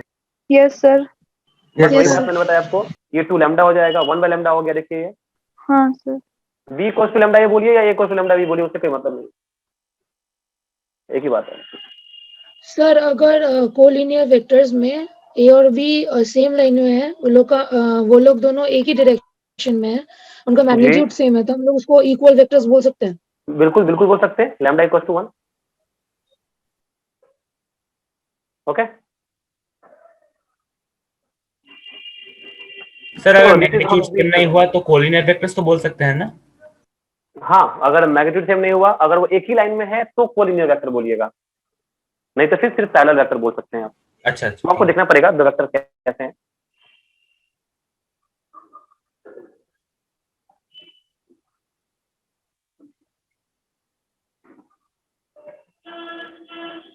Okay और भी 2-3 एक दो बात बचा हुआ है, उसको भी कर लेते हैं। नेक्स्ट इज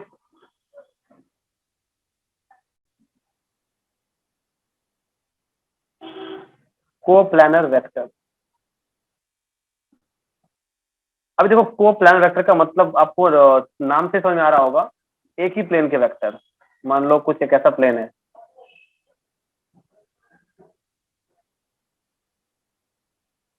और मान लो ये एक प्लेन है। प्लेन मतलब कोई भी एक सरफेस की बात हो रही है, जैसे हॉरिजॉन्टल एंड वर्टिकल प्लेन की बात करते हैं ना, ऐसा कुछ।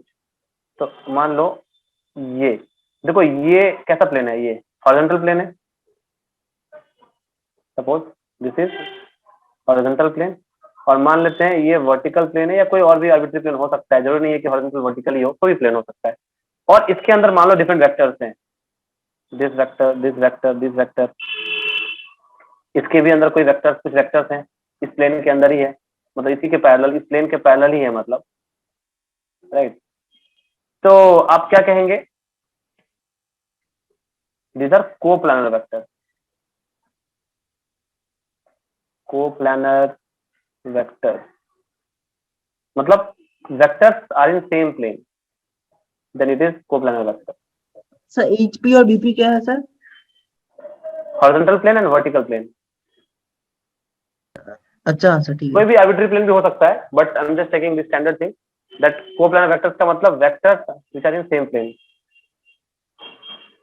वेक्टर सर फिर तो हम सब मतलब मैक्सिमम कोई जो बोला वो तो कोप्लानर हो सकता है।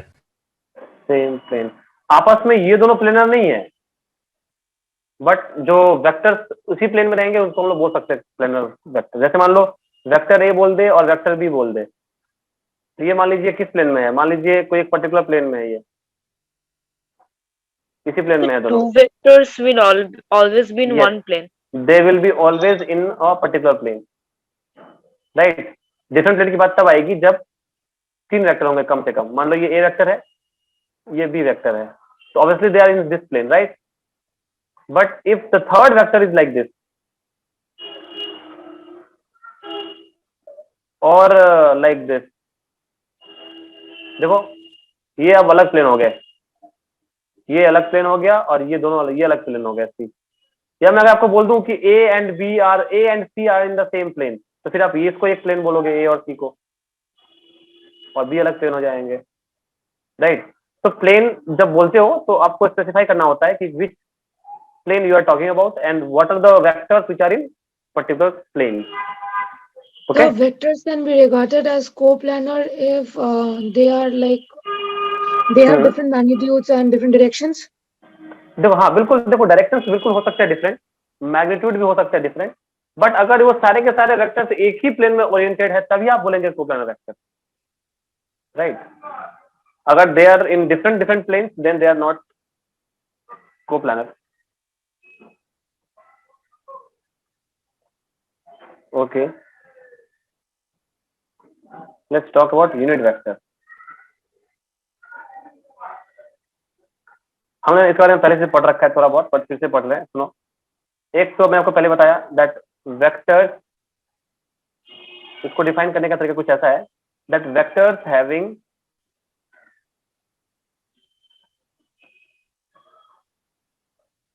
Magnitude equal to 1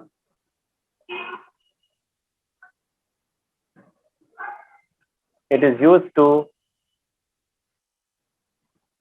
indicate the direction only.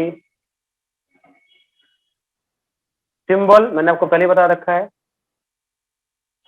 that suppose if I say unit vector of A, it will be like this, ठीक है, ऐसा आप लिख सकते हो। So and I already told you that vector A को दिखने का तरीका मतलब क्या, vector A का magnitude and vector A का direction. So can I say that unit vector is defined as a ratio of vector A by its modulus?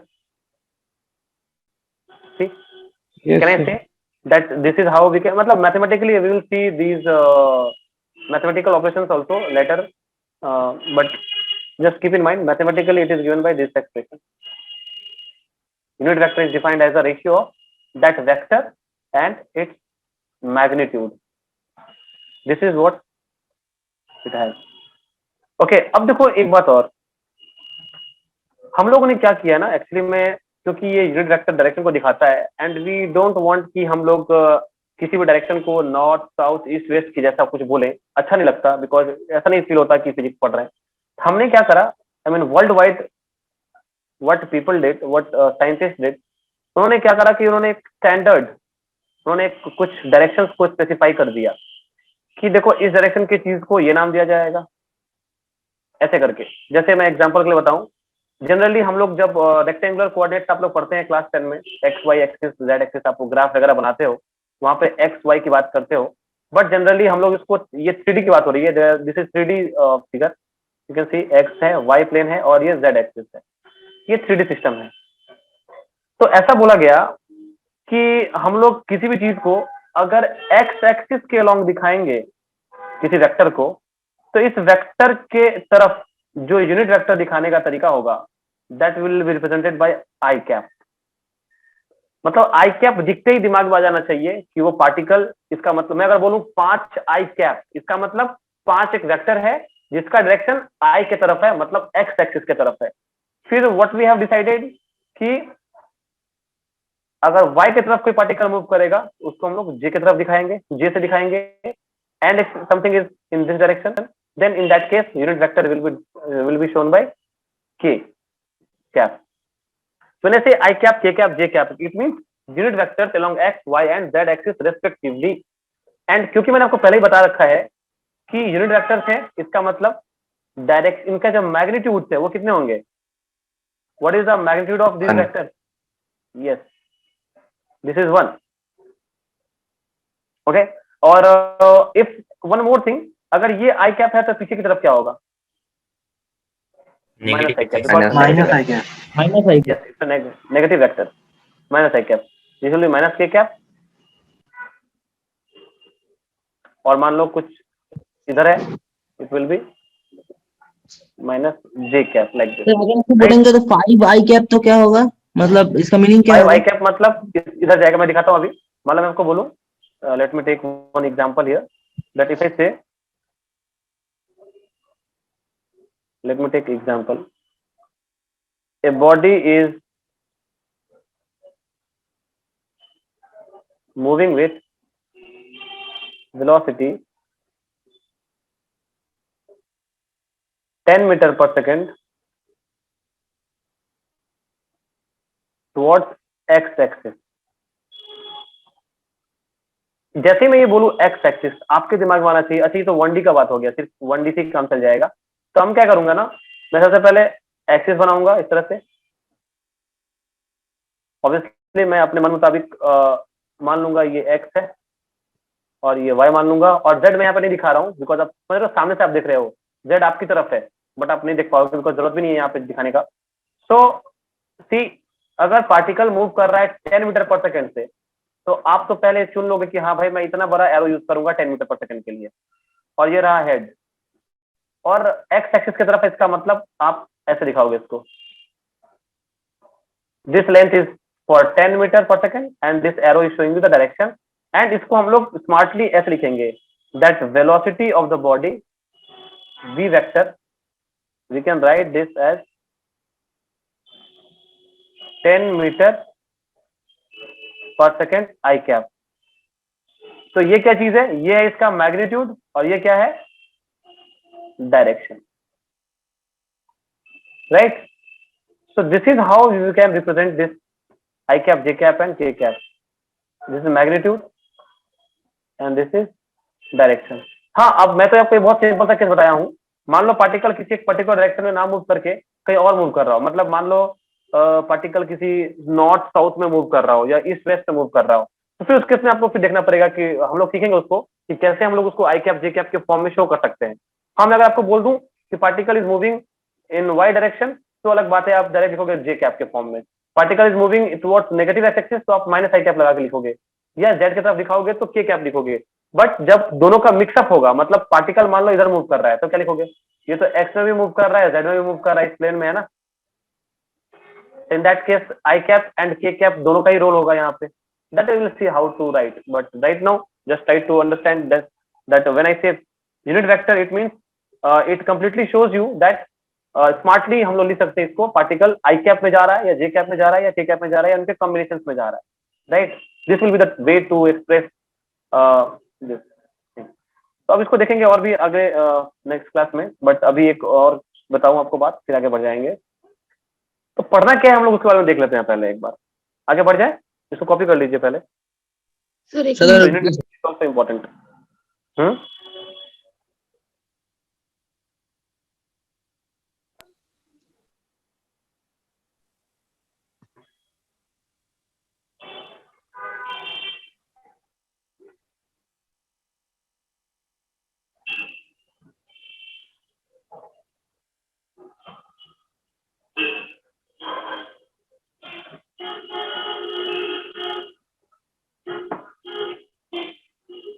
Sir अगर question में मतलब बोलेगा तो आप body is moving with velocity 10 metre per second towards Y axis, sir तो 10 metre per second जे cap होगा ना तब? बिल्कुल ठीक है, बिल्कुल सही। इवन अगर आपको नॉर्थ साउथ या ईस्ट वेस्ट भी बोले, तो आप अपने मन से कुछ भी असाइन कर सकते हो कि नॉर्थ को आप आई कैप मान लोगे। मान लो कोई बोल दे कि नॉर्थ में मूव कर रहा है, आपको पता है कि जनरली ये एक्स लेते हैं अपन और ये वाई लेते हैं, तो ये ईस्ट होता है जनरली और ये मान लेते हैं नॉर्थ है। तो आप चाहो तो आपको अगर नॉर्थ भी बोला तभी आप दिखा दो यहाँ पे that this is 10 J cap and J cap is showing Y direction, Y मतलब जेड, अब नॉर्थ मान लो, आपकी मर्जी, आप डायरेक्शन किधर भी असाइन कर सकते हो कोऑर्डिनेट सिस्टम के। यस सर, ठीक है सर। ओके,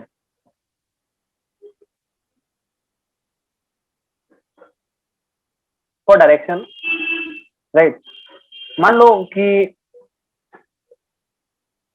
पॉइंट ए है, point A is moving 5 metre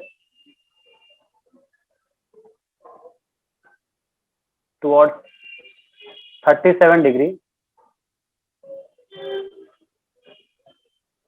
east of south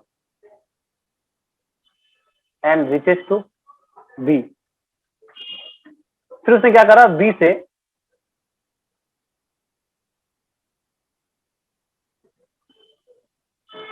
twelve metre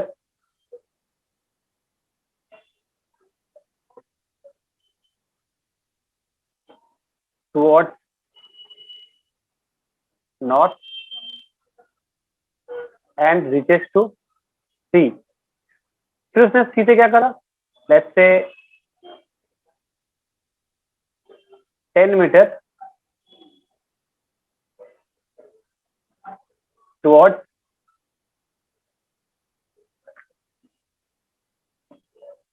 thirty seven नहीं लेते, 53 ले लेते हैं, एक ही बात है ऐसे, 53 degree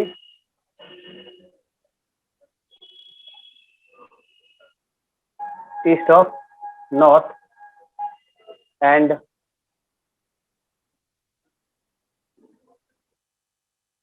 reaches to D, and finally D, from D let's say कुछ भी ले लेते हैं 8 मीटर, और यू कैन से let's say 5 metre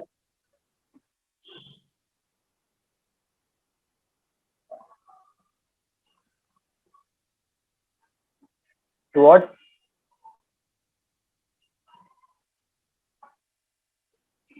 south east. मान ले रहे हैं, मैं आपको बस एक एग्जांपल दे रहा हूँ कि ए से मैंने चलना शुरू किया और मैं किस तरह से चला हूं, मैंने आपको पूरा एक्सप्लेनेशन दिया है यहाँ पे। मैं ए से फाइनली डी तक गया और डी से मैं पहुंचा ई तक, ऐसा आपको बोल दिया क्वेश्चन में, and reaches to E.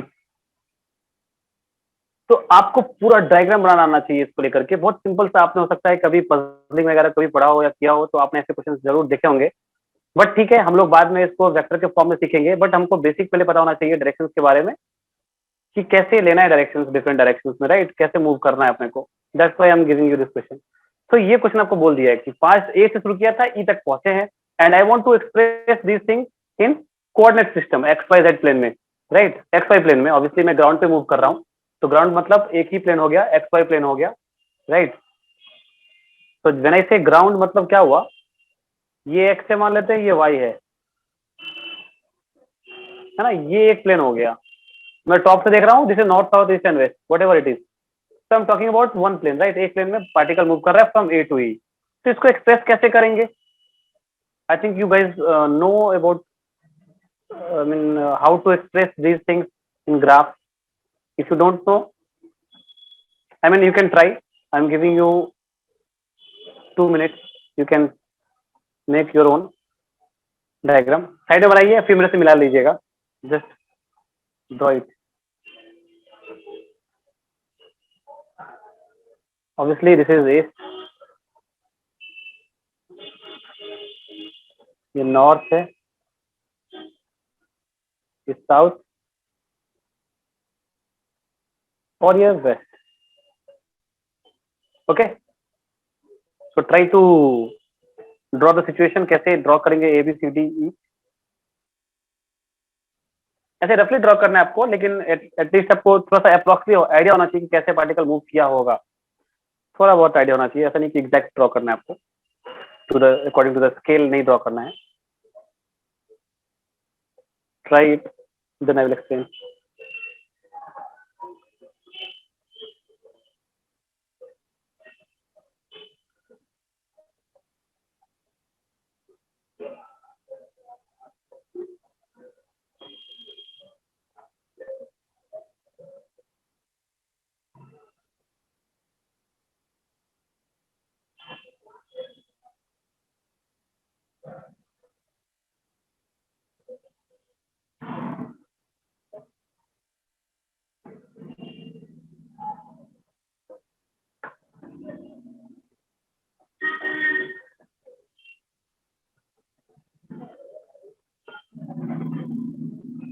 First part क्या है, देखो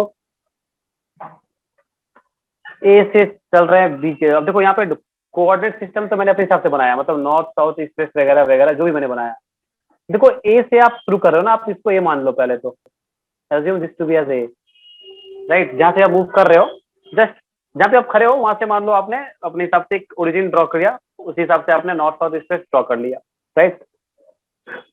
now from point A you are going to point B and how you are going it's given 37 degree east of south, south से 37 डिग्री ईस्ट की ओर, south ये रहा, east ये रहा, 37 degree, okay, south के साथ।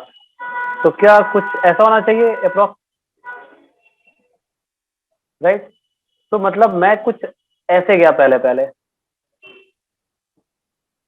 Let's say this is the place.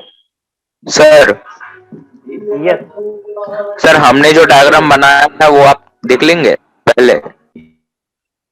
देख लेंगे तो ठीक है। आप कैसे दिखाएंगे? Sir video you can send me that on my WhatsApp, right. अभी आपके पास फोन में है, आपके पास हाथ में? सर अभी तो फोन पास में नहीं है। ओके तो ठीक है, आप वीडियो ऑन कर लीजिए, मैं देख लेता हूँ। क्या नाम है आपका? Sir शायक Pal. Pal, okay. Show me your drawing, मतलब एकदम सामने से आप दिखाओ। क्या नाम है? पाल पाल पाल, ओके। मेरे को तो नहीं दिख रहा। आप ऑन कर लिए हैं क्या? हाँ सर हम लोग को दिख रहा है। अच्छा एक मिनट एक सेकेंड, मेरे को वो दूसरे फोन से देखना पड़ेगा, वेट। अरे बाबा, नहीं तो सबका तो ऑफ ही दिख रहा है most of the people. Shayak Pal, okay okay, yes I can see, wait just wait. Actually इसमें अजीत झा बोल के जो एक अकाउंट है वो मेरा ही अकाउंट है, मैं ही देख रहा हूँ। Okay you are going from there, just let me check. आप पहले तो सही गए हो, फिर बी से सी कैसे गए? नॉर्थ की तरफ, ओके। पॉइंट सी पे गए हो, सही दिख रहा है। फिर सी से गए हो आप कितना? 10 minute what 50 degree east of north, मतलब नॉर्थ से 53 डिग्री बनाते हुए आप गए हो, ओके। और फिर डी से आप साउथ ईस्ट गए हो, बिल्कुल। मतलब मैं एग्जैक्ट ये तो नहीं देख रहा हूँ वैल्यूज वगैरह, बट आई थिंक जो बिहेवियर है वो सही है, ऐसे होना चाहिए, okay. I think most of the people are able to draw this thing because it's a very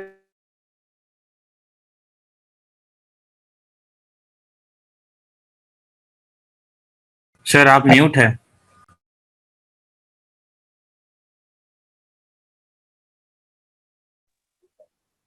नहीं मैं तो म्यूट नहीं हूँ सर अभी आप अनम्यूट हो गए। ओके हो गया होगा शायद, वो एक्चुअली वो कुछ प्रॉब्लम हो गया था, ठीक है। So let's draw, this is A and B. देखो 37 डिग्री साउथ के साथ है, तो ये रहा हमारा south, wait let me take this, ये रहा 37 डिग्री और ये रहा 5 मीटर। तो अगर ये 5 है तो मैं आपको बता दूं, पता ये कितना होगा? Any idea? ये 5, ये कितना हो जाएगा? 5 cos 37 from triangle Pythagoras theorem, I think you no this from trigonometry, you can write. Sir 4 5 cos 37 is 4 and this is 3, हाँ sir right? So I'm just writing here, this is 4। और फिर B से कहाँ जा रहे हैं? देखो 12 metre ऊपर जा रहे हैं, तो 12 मीटर ऊपर मतलब ऑब्वियसली इसको क्रॉस कर चुका हूं मैं, और इट्स समवेयर हियर। 4 और 8 ऊपर, मतलब it's around here, let's say. Let me put a sign here, arrow यहाँ पे दे देते हैं, फिर एरो यहाँ दे देते हैं। So I am reaching to point C and from point C, ये ऑब्वियसली 8 है, इधर आप देखो ध्यान से, इधर से लेकर के यहाँ तक, ओके। फिर बोल रहा है 10 meter towards 53 degree east of north. तो देखो यहाँ पे फिर ये आपके लिए हो गया origin, okay. This is origin for you, just make it assume it as origin. Now this is north, this is east for you, this is north, this is south and this is west. आप जा कहाँ रहे हो? 53 degree north के साथ बना रहे हो ईस्ट की तरफ, मतलब इट विल बी समथिंग लाइक this.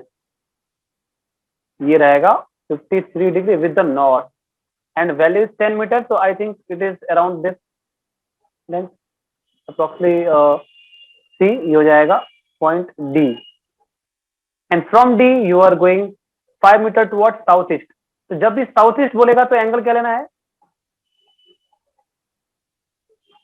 East south, angle should be 45 degree. 5 meter तो ज्यादा लंबा नहीं बनाएंगे, इतना बनाते हैं।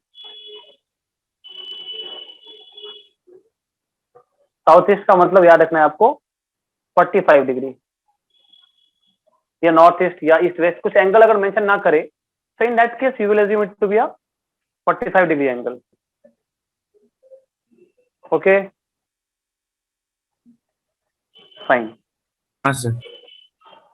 Very simple. तो देखो बहुत सिंपल है, मैंने आपको बस एक थोड़ा आइडिया दिया कि पहले पहले आपको याद रखना है, क्योंकि आगे चल करके we are going to draw the same thing, I mean we are going to get point E directly. हम लोग इस ई पॉइंट को डायरेक्टली पता कर लेंगे बाद में, और मैं आपको बताऊंगा कैसे ए से ई तक का ये जो डिस्प्लेसमेंट है, that also we can find that displacement in a very short cut manner by using this vector concept. However this A is the displacement I think, right? Initial and final position के बीच का shortest path जो होता है उसे हम लोग displacement कहते हैं। हम लोग पढ़ेंगे इसके बारे में डिटेल में, तो हम लोग काइनेमेटिक्स वगैरह पढ़ेंगे, but I think you should know the basic. Fine, I am changing the page, right? Yes.